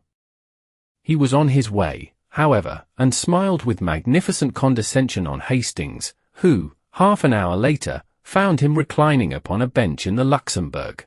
He permitted himself to be aroused, dusted, and escorted to the gate. Here, however, he refused all further assistance, and bestowing a patronizing bow upon Hastings, steered a tolerably true course for the Rue Vavin. Hastings watched him out of sight, and then slowly retraced his steps toward the fountain.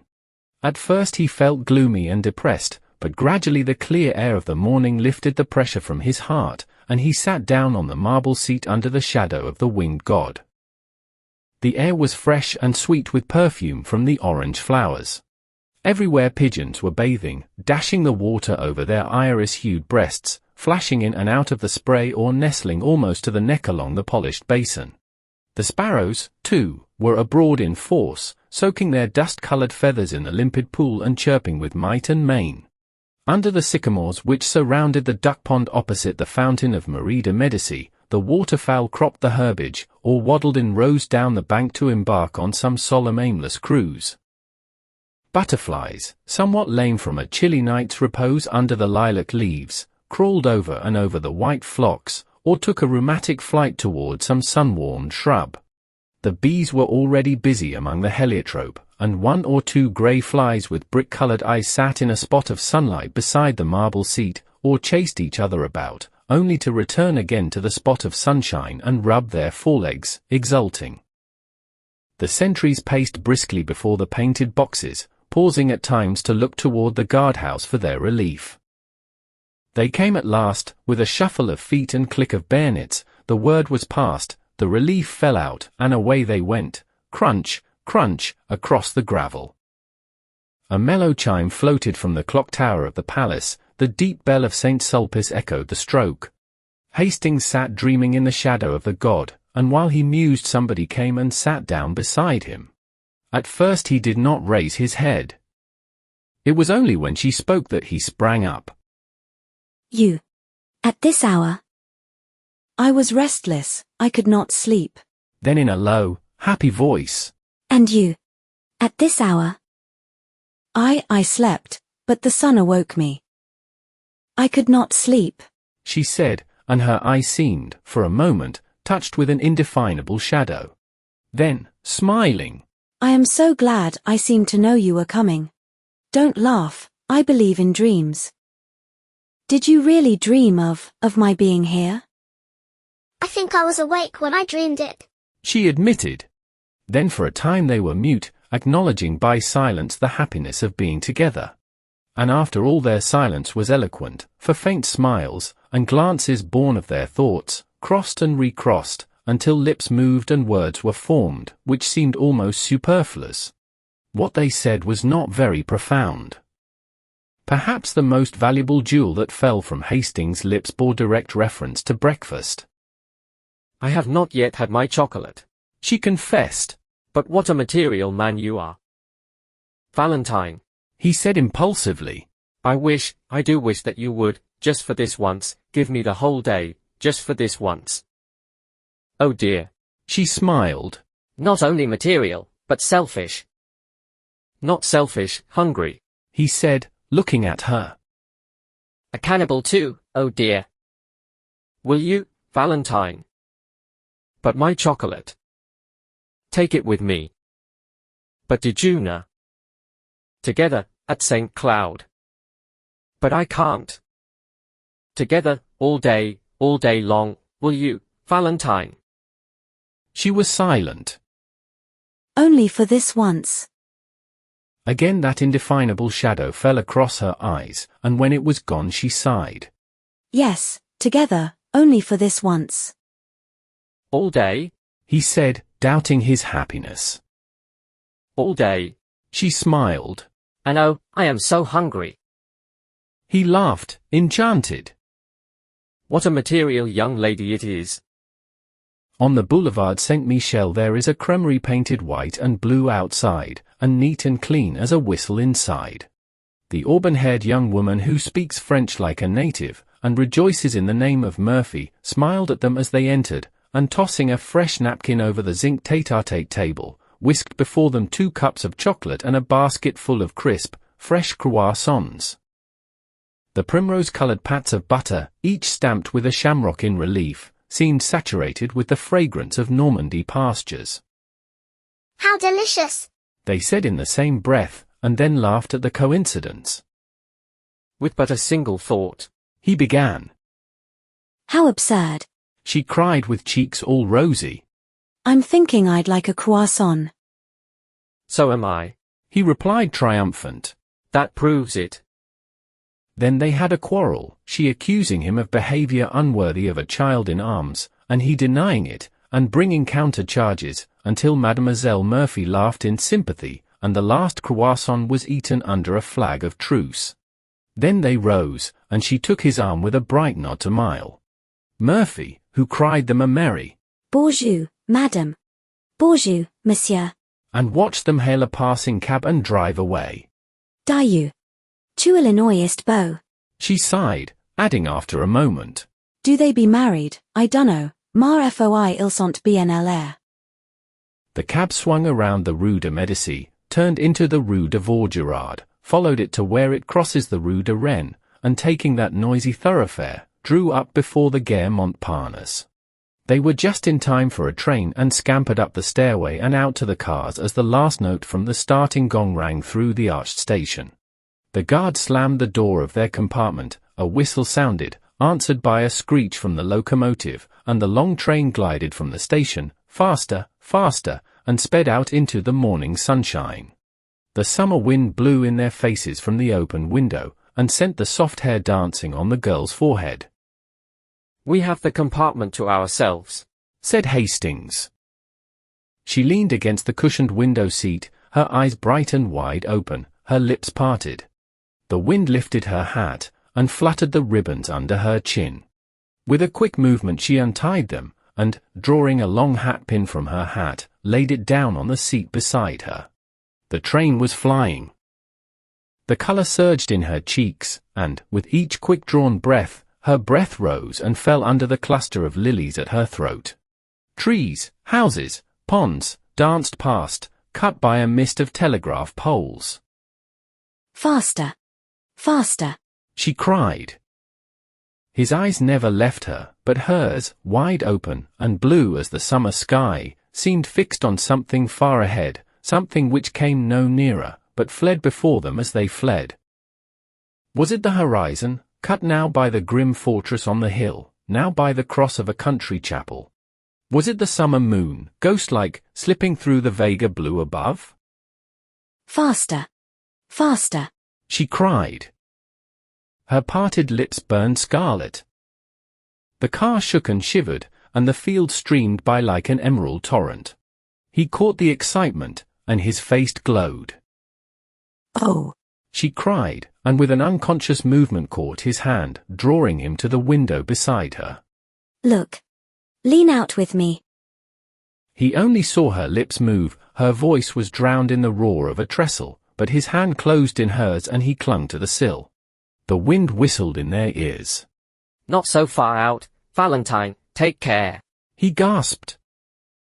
Below, through the ties of the trestle, a broad river flashed into view and out again, as the train thundered along a tunnel, and away once more through the freshest of green fields. The wind roared about them. The girl was leaning far out from the window, and he caught her by the waist, crying, not too far, but she only murmured, "Faster! "Faster! Away out of the city, out of the land, faster, faster! Away out of the world! What are you saying all to yourself?" he said, but his voice was broken, and the wind whirled it back into his throat. She heard him, and, turning from the window, looked down at his arm about her. Then she raised her eyes to his. The car shook and the windows rattled. They were dashing through a forest now, and the sun swept the dewy branches with running flashes of fire. He looked into her troubled eyes, he drew her to him and kissed the half-parted lips, and she cried out, a bitter, hopeless cry. Not that, not that. But he held her close and strong, whispering words of honest love and passion, and when she sobbed, Not that, I have promise. You must know I am not worthy. In the purity of his own heart her words were, to him, meaningless then, meaningless for ever after. Presently her voice ceased, and her head rested on his breast. He leaned against the window, his ears swept by the furious wind, his heart in a joyous tumult. The forest was past, and the sun slipped from behind the trees, flooding the earth again with brightness. She raised her eyes and looked out into the world from the window. Then she began to speak, but her voice was faint, and he bent his head close to hers and listened. I cannot turn from you. I am too weak. You were long ago my master of my heart and soul. I have broken my word to one who trusted me, but I have told you all. What matters the rest? He smiled at her innocence and she worshipped his. She spoke again. Take me or cast me away, what matters it? Now with a word you can kill me, and it might be easier to die than to look upon happiness as great as mine. He took her in his arms. Hush, what are you saying? Look out at the sunlight, the meadows, and the streams. We shall be very happy in so bright a world. She turned to the sunlight. From the window, the world below seemed very fair to her. Trembling with happiness, she sighed. Is this the world? Then I have never known it. Nor have I, God forgive me. He murmured. Perhaps it was our gentle lady of the fields who forgave them both. Rue Barrée. For let philosopher and doctor preach of what they will and what they will not, each is but one link in an eternal chain that none can slip nor break nor overreach. Crimson nor yellow roses nor the savour of the mounting sea are worth the perfume I adore that clings to thee. The languid-headed lilies tire, the changeless waters weary me, I ache with passionate desire of thine and thee.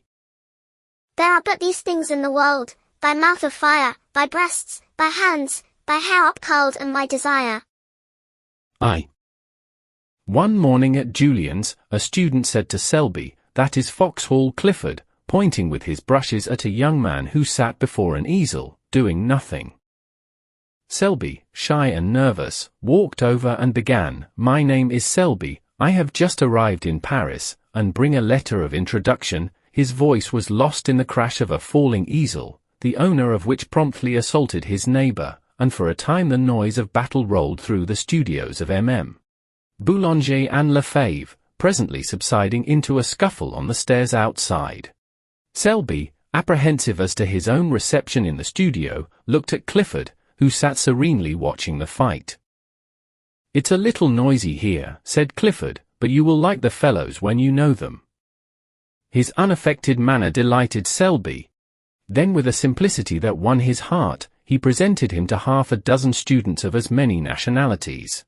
Some were cordial, all were polite. Even the majestic creature who held the position of massier, unbent enough to say, My friend, when a man speaks French as well as you do, and is also a friend of Monsieur Clifford, he will have no trouble in this studio. You expect, of course, to fill the stove until the next new man comes. Of course. And you don't mind chaff? No, replied Selby, who hated it. Clifford, much amused, put on his hat, saying, You must expect lots of it at first. Selby placed his own hat on his head and followed him to the door. As they passed the model stand there was a furious cry of, Chapeau! Chapeau! And a student sprang from his easel menacing Selby, who reddened but looked at Clifford. Take off your hat for them, said the latter, laughing. A little embarrassed, he turned and saluted the studio. Et moi? Cried the model. You are charming, replied Selby, astonished at his own audacity, but the studio rose as one man, shouting, He has done well. He's all right. While the model, laughing, kissed her hand to him and cried, A demain beau jeune homme. All that week Selby worked at the studio unmolested. The French students christened him l'enfant prodigue, which was freely translated, the prodigious infant, the kid Selby, and Kidby. But the disease soon ran its course from Kidby to kidney, and then naturally to Tidbits, where it was arrested by Clifford's authority and ultimately relapsed to Kid. Wednesday came, and with it M. Boulanger. For 3 hours the students writhed under his biting sarcasms, among the others Clifford, who was informed that he knew even less about a work of art than he did about the art of work. Selby was more fortunate. The professor examined his drawing in silence, looked at him sharply, and passed on with a noncommittal gesture. He presently departed arm in arm with Bouguereau, to the relief of Clifford, who was then at liberty to jam his hat on his head and depart.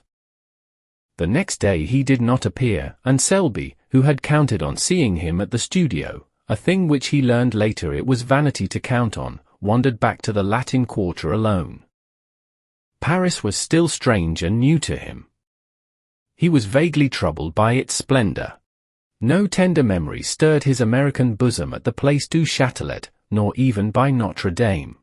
The Palais de Justice with its clock and turrets and stalking sentinels in blue and vermilion, the Place Saint-Michel with its jumble of omnibuses and ugly water-spitting griffins, the hill of the Boulevard Saint-Michel, the tooting trams, the policemen dawdling 2 by 2, and the table-lined terraces of the Café Vacehead were nothing to him, as yet, nor did he even know, When he stepped from the stones of the place Saint Michel to the asphalt of the boulevard, that he had crossed the frontier and entered the student zone, the famous Latin Quarter.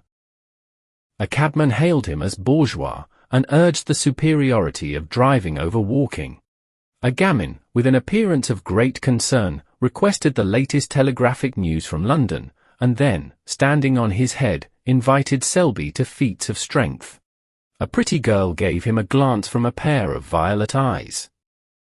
He did not see her, but she, catching her own reflection in a window, wondered at the colour burning in her cheeks. Turning to resume her course, she met Foxhall Clifford, and hurried on.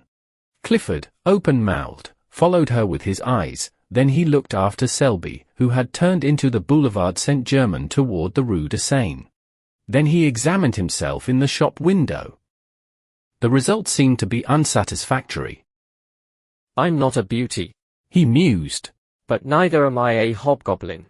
What does she mean by blushing at Selby? I never before saw her look at a fellow in my life, neither has any one in the quarter. Anyway, I can swear she never looks at me, and goodness knows I have done all that respectful adoration can do. He sighed, and murmuring a prophecy concerning the salvation of his immortal soul swung into that graceful lounge which at all times characterized Clifford. With no apparent exertion, he overtook Selby at the corner, and together they crossed the sunlit boulevard and sat down under the awning of the Café du Cercle. Clifford bowed to everybody on the terrace, saying, You shall meet them all later, but now let me present you to two of the sights of Paris, Mr. Richard Elliot and Mr. Stanley Roden. That sights looked amiable, and took vermouth. You cut the studio today, said Elliot, suddenly turning on Clifford, who avoided his eyes.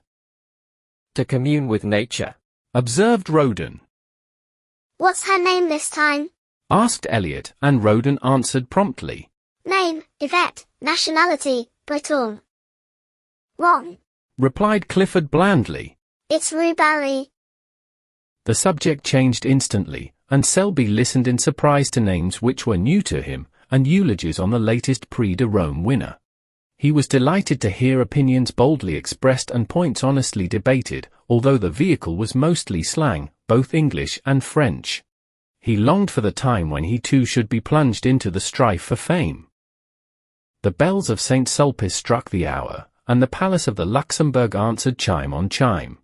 With a glance at the sun, dipping low in the golden dust behind the Palais Bourbon, they rose, and turning to the east, crossed the Boulevard Saint-Germain and sauntered toward the École de Médecine. At the corner a girl passed them, walking hurriedly. Clifford smirked, Elliot and Roden were agitated, but they all bowed, and, without raising her eyes, she returned their salute. But Selby, who had lagged behind, fascinated by some gay shop window, looked up to meet two of the bluest eyes he had ever seen. The eyes were dropped in an instant, and the young fellow hastened to overtake the others. By Jove, he said, do you fellows know I have just seen the prettiest girl? An exclamation broke from the trio, gloomy, foreboding, like the chorus in a Greek play. Rue Barrée. What? Cried Selby, bewildered. The only answer was a vague gesture from Clifford. 2 hours later, during dinner, Clifford turned to Selby and said, You want to ask me something, I can tell by the way you fidget about. Yes, I do. He said, innocently enough. It's about that girl. Who is she? In Roden's smile there was pity, in Elliot's bitterness. Her name, said Clifford solemnly, is unknown to anyone, at least, he added with much conscientiousness, as far as I can learn. Every fellow in the quarter bows to her and she returns the salute gravely, but no man has ever been known to obtain more than that. Her profession, judging from her music roll, is that of a pianist. Her residence is in a small and humble street which is kept in a perpetual process of repair by the city authorities, and from the black letters painted on the barrier which defends the street from traffic, she has taken the name by which we know her, Rue Barrée. Mr. Roden, in his imperfect knowledge of the French tongue, called our attention to it as Rue Barrée. I didn't, said Roden hotly. And Rue Barrée, or Rue Barrée, is today an object of adoration to every rapine in the quarter. We are not rapines, corrected Elliot. I am not. Returned Clifford. And I beg to call to your attention, Selby, that these two gentlemen have at various and apparently unfortunate moments, offered to lay down life and limb at the feet of Rue Barrée. The lady possesses a chilling smile which she uses on such occasions, and here he became gloomily impressive. I have been forced to believe that neither the scholarly grace of my friend Elliot nor the buxom beauty of my friend Roden have touched that heart of ice. Elliot and Roden, boiling with indignation, cried out. And you? I, said Clifford blandly. do fear to tread where you rush in. 2. 24 hours later Selby had completely forgotten Rue Barrée. During the week he worked with might and main at the studio, and Saturday night found him so tired that he went to bed before dinner and had a nightmare about a river of yellow ochre in which he was drowning. Sunday morning, apropos of nothing at all, he thought of Rue Barrée, and 10 seconds afterwards he saw her. It was at the flower market on the Marble Bridge. She was examining a pot of pansies. The gardener had evidently thrown heart and soul into the transaction, but Rue Barrée shook her head.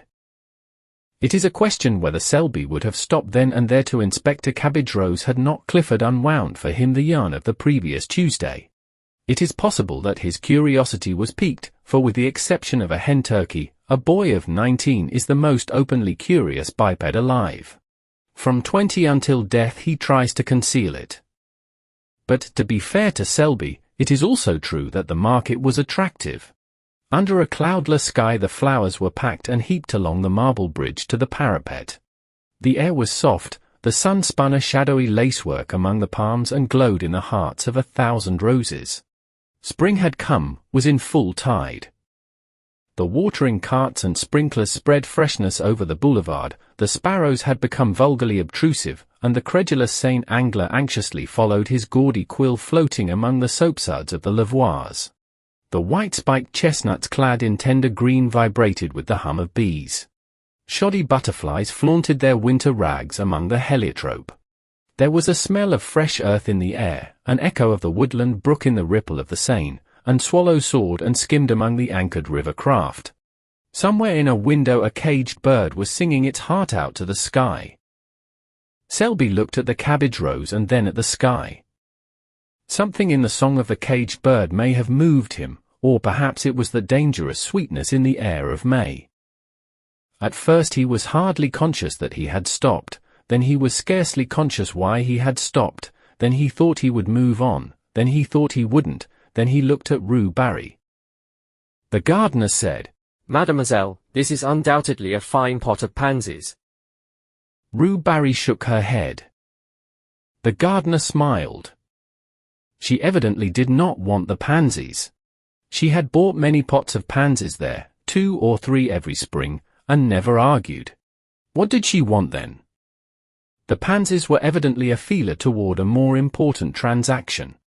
The gardener rubbed his hands and gazed about him. These tulips are magnificent, he observed, and these hyacinths. He fell into a trance at the mere sight of the scented thickets. That, murmured Rue, pointing to a splendid rosebush with her furled parasol, but in spite of her, her voice trembled a little. Selby noticed it, more shame to him that he was listening, and the gardener noticed it, and, burying his nose in the roses, scented a bargain. Still, to do him justice, he did not add a centime to the honest value of the plant, for after all, Rue was probably poor, and anyone could see she was charming. 50 francs, mademoiselle. The gardener's tone was grave. Rue felt that argument would be wasted. They both stood silent for a moment. The gardener did not eulogize his prize, the rose tree was gorgeous and anyone could see it. I will take the pansies, said the girl, and drew 2 francs from a worn purse. Then she looked up. A teardrop stood in the way, refracting the light like a diamond, but as it rolled into a little corner by her nose a vision of Selby replaced it, and when a brush of the handkerchief had cleared the startled blue eyes, Selby himself appeared, very much embarrassed. He instantly looked up into the sky, apparently devoured with a thirst for astronomical research, and as he continued his investigations for fully 5 minutes, the gardener looked up too, and so did a policeman. Then Selby looked at the tips of his boots, the gardener looked at him, and the policeman slouched on. Rue Barrée had been gone some time. What? Said the gardener. May I offer, monsieur? Selby never knew why, but he suddenly began to buy flowers. The gardener was electrified. Never before had he sold so many flowers, never at such satisfying prices, and never with such absolute unanimity of opinion with a customer. But he missed the bargaining, the arguing, the calling of heaven to witness. The transaction lacked spice. These tulips are magnificent. They are. Cried Selby warmly. But alas, they are dear. I will take them. Dayu, murmured the gardener in a perspiration, he's madder than most Englishmen. This cactus is gorgeous. Alas. Send it with the rest. The gardener braced himself against the river wall. That splendid rose bush. He began faintly. That is a beauty. I believe it is 50 francs. He stopped, very red. The gardener relished his confusion. Then a sudden cool self-possession took the place of his momentary confusion, and he held the gardener with his eye, and bullied him. I'll take that bush. Why did not the young lady buy it? Mademoiselle is not wealthy. How do you know? Dame, I sell her many pansies. Pansies are not expensive. Those are the pansies she bought. These, monsieur, the blue and gold. Then you intend to send them to her? At midday after the market. Take this rosebush with them, and... Here he glared at the gardener. Don't you dare say from whom they came. The gardener's eyes were like saucers, but Selby, calm and victorious, said, Send the others to the Hôtel du Sénat, 7 Rue de Tournon. I will leave directions with the concierge. Then he buttoned his glove with much dignity and stalked off, but when well around the corner and hidden from the gardener's view, the conviction that he was an idiot came home to him in a furious blush. 10 minutes later he sat in his room in the Hôtel du Sénat repeating with an imbecile smile, What an ass I am, what an ass! An hour later found him in the same chair, in the same position, his hat and gloves still on, his stick in his hand, but he was silent, apparently lost in contemplation of his boot toes, and his smile was less imbecile and even a bit retrospective. 3. About 5 o'clock that afternoon, the little sad-eyed woman who fills the position of concierge at the Hôtel du Sénat held up her hands in amazement to see a wagon-load of flower-bearing shrubs draw up before the doorway. She called Joseph, the intemperate garçon, who, while calculating the value of the flowers in petits verres, gloomily disclaimed any knowledge as to their destination. Voyons, said the little concierge. Churchyard's la femme. You. He suggested. The little woman stood a moment pensive and then sighed. Joseph caressed his nose, a nose which for gaudiness could vie with any floral display. Then the gardener came in, hat in hand, and a few minutes later Selby stood in the middle of his room, his coat off, his shirt sleeves rolled up. The chamber originally contained, besides the furniture, about 2 square feet of walking room, and now this was occupied by a cactus. The bed groaned under crates of pansies, lilies, and heliotrope, the lounge was covered with hyacinths and tulips, and the washstand supported a species of young tree warranted to bear flowers at some time or other. Clifford came in a little later, fell over a box of sweet peas, swore a little, apologized, and then, as the full splendor of the floral fete burst upon him, sat down in astonishment upon a geranium. The geranium was a wreck, but Selby said, "Don't mind," and glared at the cactus. Are you going to give a ball? Demanded Clifford. No, I'm very fond of flowers, said Selby, but the statement lacked enthusiasm. I should imagine so. Then, after a silence, That's a fine cactus. Selby contemplated the cactus, touched it with the air of a connoisseur, and pricked his thumb. Clifford poked a pansy with his stick. Then Joseph came in with the bill, announcing the sum total in a loud voice, partly to impress Clifford, partly to intimidate Selby into disgorging a pourboire which he would share, if he chose, with the gardener. Clifford tried to pretend that he had not heard, while Selby paid bill and tribute without a murmur. Then he lounged back into the room with an attempt at indifference which failed entirely when he tore his trousers on the cactus. Clifford made some commonplace remark, lighted a cigarette and looked out of the window to give Selby a chance. Selby tried to take it, but getting as far as, "Yes, spring is here at last," froze solid. He looked at the back of Clifford's head. It expressed volumes. Those little perked-up ears seemed tingling with suppressed glee. He made a desperate effort to master the situation, and jumped up to reach for some Russian cigarettes as an incentive to conversation, but was foiled by the cactus, to whom again he fell a prey. The last straw was added. Damn the cactus. This observation was wrung from Selby against his will, against his own instinct of self-preservation, but the thorns on the cactus were long and sharp, and at their repeated prick his pent-up wrath escaped. It was too late now, it was done, and Clifford had wheeled around. "See here, Selby, why the deuce did you buy those flowers? I'm fond of them," said Selby. "What are you going to do with them? You can't sleep here." I could, if you'd help me take the pansies off the bed. Where can you put them? Couldn't I give them to the concierge? As soon as he said it he regretted it.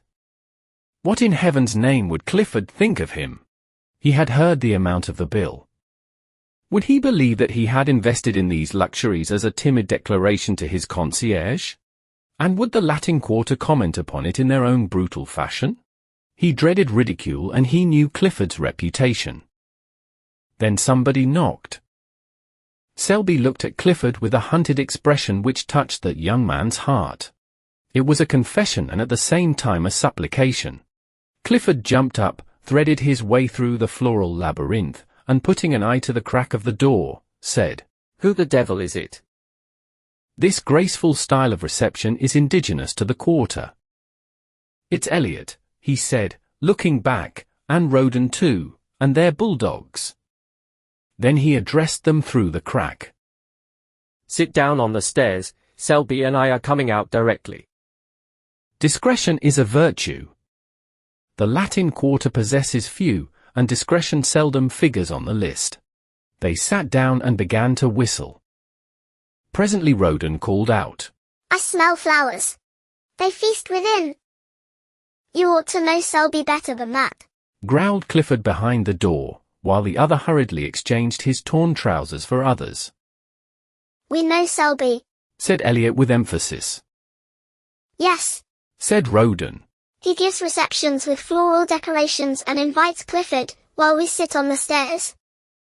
"Yes, while the youth and beauty of the Quarter revel," suggested Roden, then, with sudden misgiving, "is Odette there?" "See here," demanded Elliot, "is Colette there?" Then he raised his voice in a plaintive howl. "Are you there, Colette, while I'm kicking my heels on these tiles?" "Clifford is capable of anything," said Roden. "His nature is soured since Rue Barrée sat on him." Elliot raised his voice. "I say, you fellows, we saw some flowers carried into Rue Barrée's house at noon." "Posies and roses," specified Roden. "Probably for her," added Elliot, caressing his bulldog. Clifford turned with sudden suspicion upon Selby. The latter hummed a tune, selected a pair of gloves and, choosing a dozen cigarettes, placed them in a case. Then walking over to the cactus, he deliberately detached a blossom, drew it through his buttonhole, and picking up hat and stick, smiled upon Clifford, at which the latter was mightily troubled. 4. Monday morning at Julian's, students fought for places, students with prior claims drove away others who had been anxiously squatting on coveted tabourets since the door was opened in hopes of appropriating them at roll call, students squabbled over palettes, brushes, portfolios, or rent the air with demands for Cicerone and bread. The former, a dirty ex-model, who had in palmier days posed as Judas, now dispensed stale bread at 1 sou and made enough to keep himself in cigarettes. Monsieur Julien walked in, smiled a fatherly smile and walked out. His disappearance was followed by the apparition of the clerk, a foxy creature who flitted through the battling hordes in search of prey. 3 men who had not paid dues were caught and summoned. A 4th was scented, followed, outflanked, his retreat towards the door cut off, and finally captured behind the stove.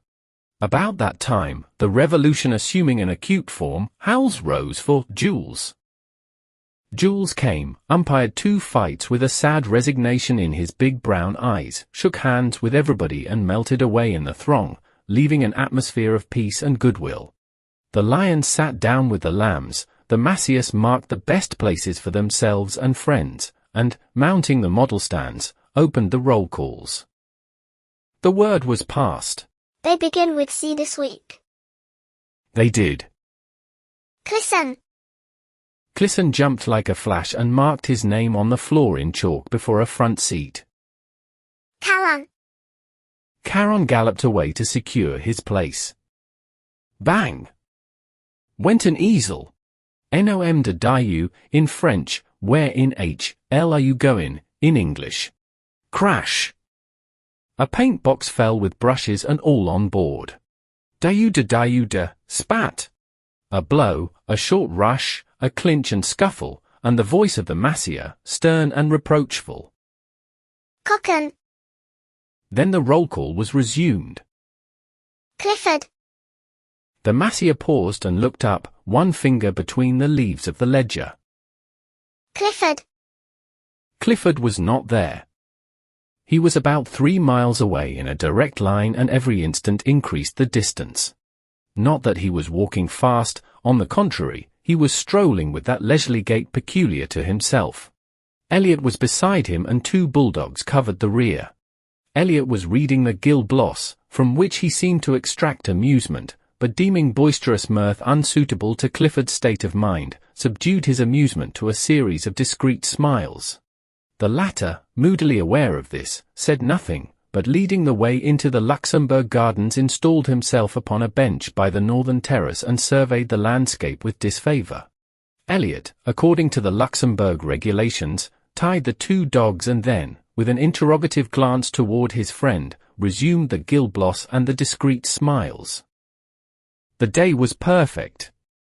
The sun hung over Notre Dame, setting the city in a glitter. The tender foliage of the chestnuts cast a shadow over the terrace and flecked the paths and walks with tracery so blue that Clifford might here have found encouragement for his violent impressions had he but looked, but as usual in this period of his career, his thoughts were anywhere except in his profession. Around about, the sparrows quarrelled and chattered their courtship songs, the big rosy pigeons sailed from tree to tree, the flies whirled in the sunbeams and the flowers exhaled 1,000 perfumes which stirred Clifford with languorous wistfulness. Under this influence he spoke. Eliot, you are a true friend. You make me ill, replied the latter, folding his paper. It's just as I thought, you are tagging after some new petticoat again. And, he continued wrathfully, if this is what you've kept me away from Julian's for, if it's to fill me up with the perfections of some little idiot. Not idiot, remonstrated Clifford gently. See here, cried Eliot, have you the nerve to try to tell me that you are in love again? Again. Yes, again and again and again and, by George have you. This, observed Clifford sadly, is serious. For a moment Eliot would have laid hands on him, then he laughed from sheer helplessness. Oh, go on, let's see, there's Clemence and Marie Telec and Cosette and Fifine, Colette, Marie Verdier. All of whom are charming, most charming, but I never was serious. So help me, Moses, said Eliot, solemnly. Each and every one of those named have separately and in turn torn your heart with anguish and have also made me lose my place at Julian's in this same manner, each and every one, separately and in turn. Do you deny it? What you say may be founded on facts, in a way, but give me the credit of being faithful to one at a time. Until the next came along. But this is really very different. Eliot, believe me, I am all broken up. Then there being nothing else to do, Eliot gnashed his teeth and listened. It's Rue Barrée. Well, observed Elliot, with scorn, if you are moping and moaning over that girl, the girl who has given you and myself every reason to wish that the ground would open and engulf us, well, go on. I'm going on, I don't care, timidity has fled. Yes, your native timidity. I'm desperate, Elliot. Am I in love? Never did I feel so miserable. I can't sleep, honestly, I'm incapable of eating properly. Same symptoms noticed in the case of Colette.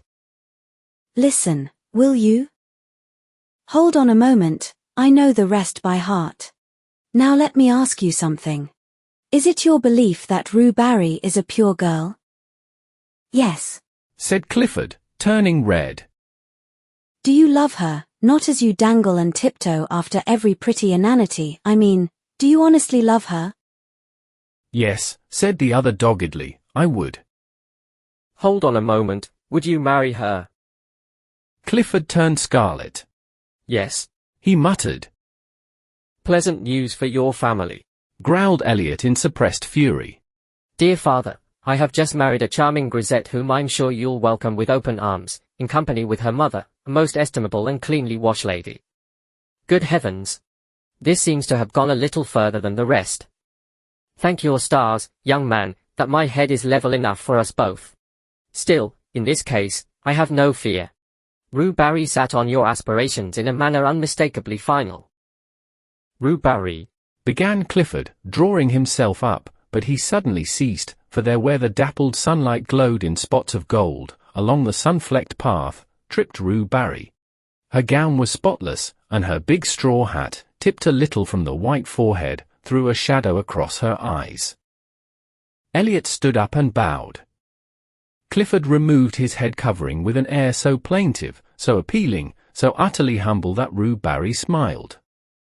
The smile was delicious, and when Clifford, incapable of sustaining himself on his legs from sheer astonishment, toppled slightly, she smiled again in spite of herself. A few moments later she took a chair on the terrace and, drawing a book from her music roll, turned the pages, found the place, and then placing it open downwards in her lap, sighed a little, smiled a little, and looked out over the city. She had entirely forgotten Foxhall Clifford. After a while she took up her book again, but instead of reading began to adjust a rose in her corsage.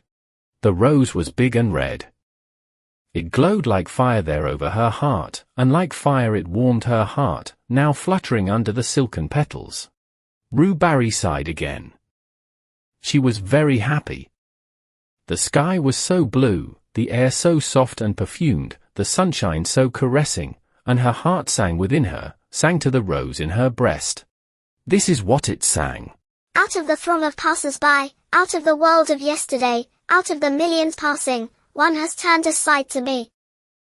So her heart sang under his rose on her breast.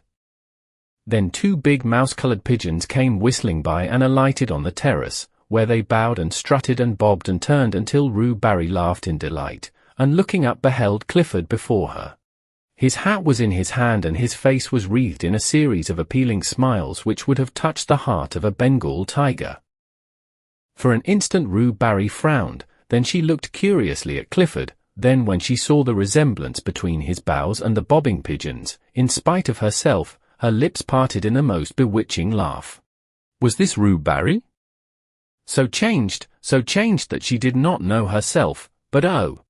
That song in her heart which drowned all else, which trembled on her lips, struggling for utterance, which rippled forth in a laugh at nothing, at a strutting pigeon, and Mr. Clifford. And you think, because I return the salute of the students in the quarter, that you may be received in particular as a friend. I do not know you, monsieur, but vanity is man's other name.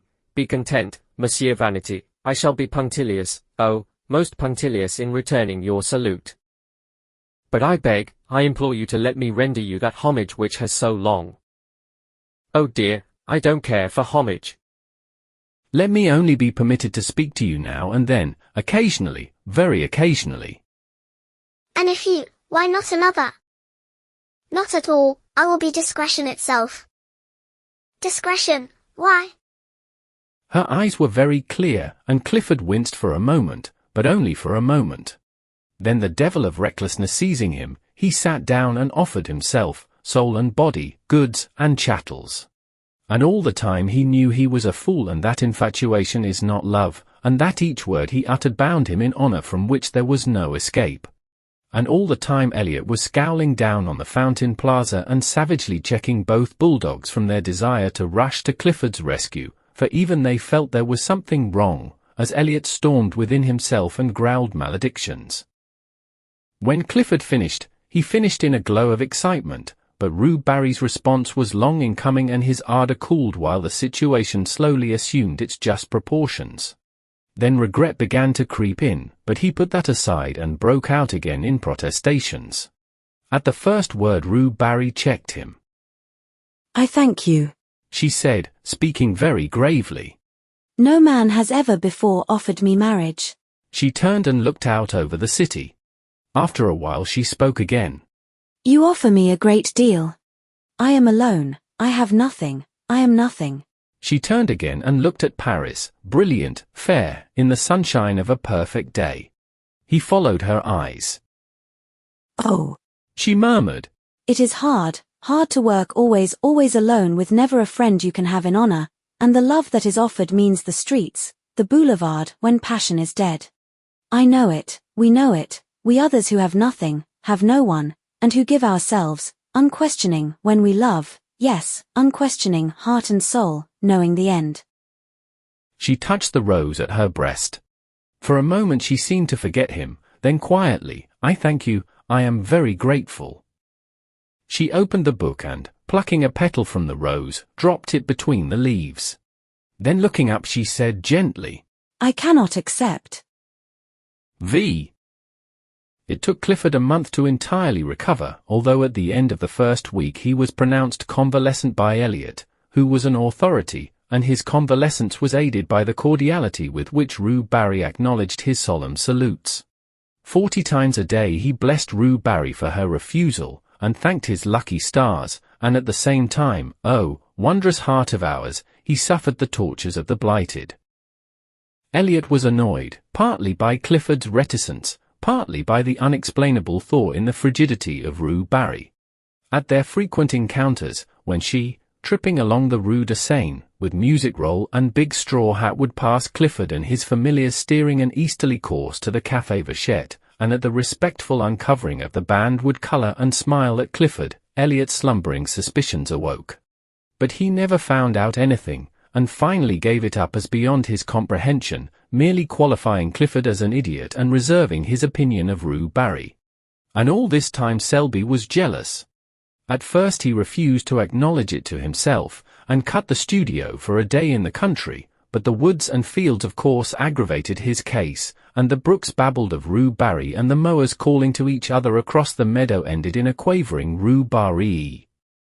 That day spent in the country made him angry for a week, and he worked sulkily at Julian's, all the time tormented by a desire to know where Clifford was and what he might be doing. This culminated in an erratic stroll on Sunday which ended at the flower market on the Pont-au Change, began again, was gloomily extended to the Morgue, and again ended at the Marble Bridge. It would never do, and Selby felt it, so he went to see Clifford, who was convalescing on mint juleps in his garden. They sat down together and discussed morals and human happiness, and each found the other most entertaining, only Selby failed to pump Clifford, to the other's unfeigned amusement. But the juleps spread balm on the sting of jealousy, and trickled hope to the blighted, and when Selby said he must go, Clifford went too, and when Selby, not to be outdone, insisted on accompanying Clifford back to his door, Clifford determined to see Selby back halfway, and then finding it hard to part, they decided to dine together and flit. To flit, a verb applied to Clifford's nocturnal prowls, expressed, perhaps, as well as anything, the gaiety proposed. Dinner was ordered at Mignon's, and while Selby interviewed the chef, Clifford kept a fatherly eye on the butler. The dinner was a success, or was of the sort generally termed a success. Toward the dessert Selby heard some one say as at a great distance, Kid Selby, drunk as a lord. A group of men passed near them. It seemed to him that he shook hands and laughed a great deal, and that everybody was very witty. There was Clifford opposite, swearing undying confidence in his chum Selby, and there seemed to be others there, either seated beside them or continually passing with the swish of skirts on the polished floor. The perfume of roses, the rustle of fans, the touch of rounded arms and the laughter grew vaguer and vaguer. The room seemed enveloped in mist. Then, all in a moment, each object stood out painfully distinct, only forms and visages were distorted and voices piercing.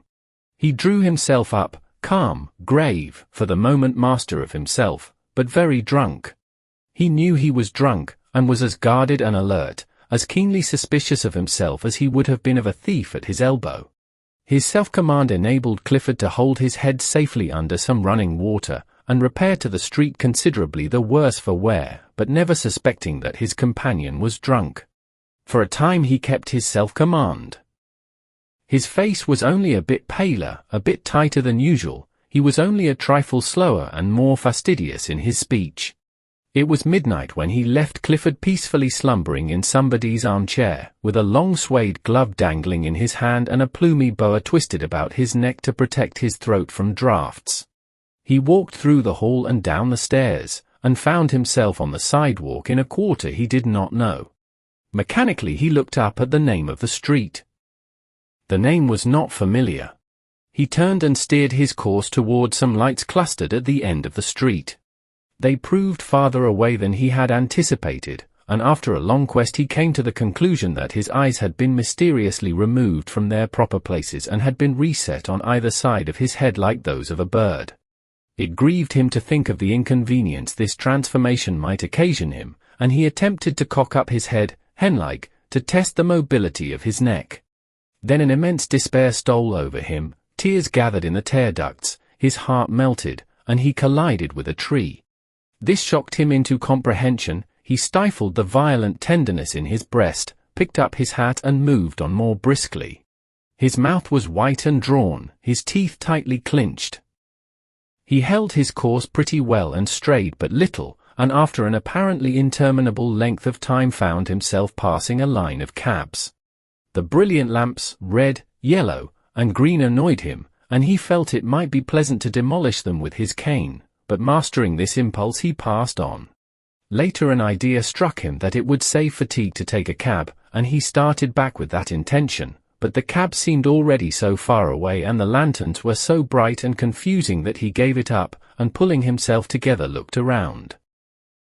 A shadow, a mass, huge, undefined, rose to his right. He recognized the Arc de Triomphe and gravely shook his cane at it. Its size annoyed him. He felt it was too big. Then he heard something fall clattering to the pavement and thought probably it was his cane, but it didn't much matter. When he had mastered himself and regained control of his right leg, which betrayed symptoms of insubordination, he found himself traversing the Place de la Concorde at a pace which threatened to land him at the Madeleine. This would never do. He turned sharply to the right and crossing the bridge passed the Palais Bourbon at a trot and wheeled into the Boulevard Saint-Germain. He got on well enough, although the size of the War Office struck him as a personal insult, and he missed his cane, which it would have been pleasant to drag along the iron railings as he passed. It occurred to him, however, to substitute his hat, but when he found it he forgot what he wanted it for and replaced it upon his head with gravity. Then he was obliged to battle with a violent inclination to sit down and weep. This lasted until he came to the Rue de Rennes, but there he became absorbed in contemplating the dragon on the balcony overhanging the Cour du Dragon, and time slipped away until he remembered vaguely that he had no business there, and marched off again. It was slow work. The inclination to sit down and weep had given place to a desire for solitary and deep reflection. Here his right leg forgot its obedience and attacking the left, outflanked it and brought him up against a wooden board which seemed to bar his path. He tried to walk around it, but found the street closed. He tried to push it over, and found he couldn't. Then he noticed a red lantern standing on a pile of paving stones inside the barrier. This was pleasant. How was he to get home if the boulevard was blocked? But he was not on the boulevard. His treacherous right leg had beguiled him into a detour, for there, behind him lay the boulevard with its endless line of lamps, and here, What was this narrow, dilapidated street piled up with earth and mortar and heaps of stone? He looked up. Written in staring black letters on the barrier was Rue Barrée. He sat down. 2 policemen whom he knew came by and advised him to get up, but he argued the question from a standpoint of personal taste, and they passed on, laughing. For he was at that moment absorbed in a problem.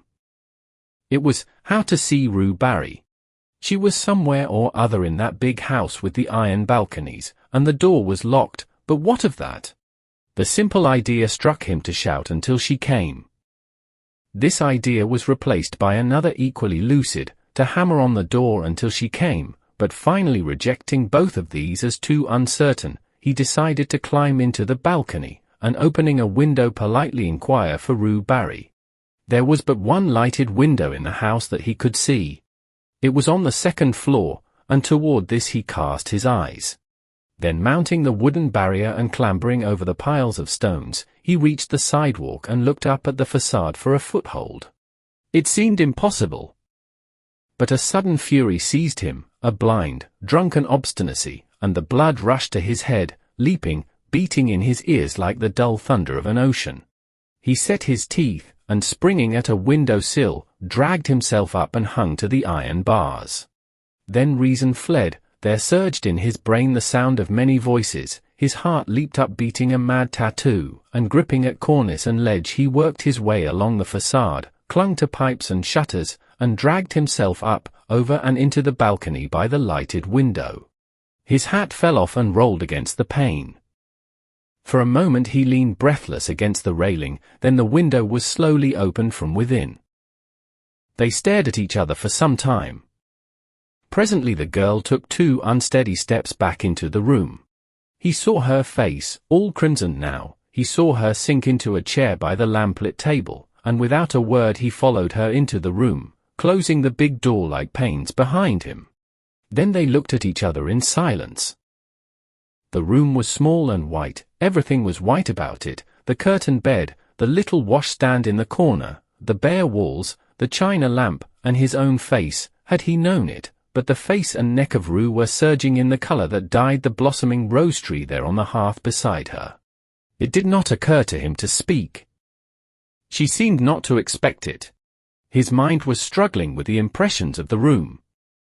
The whiteness, the extreme purity of everything occupied him, began to trouble him.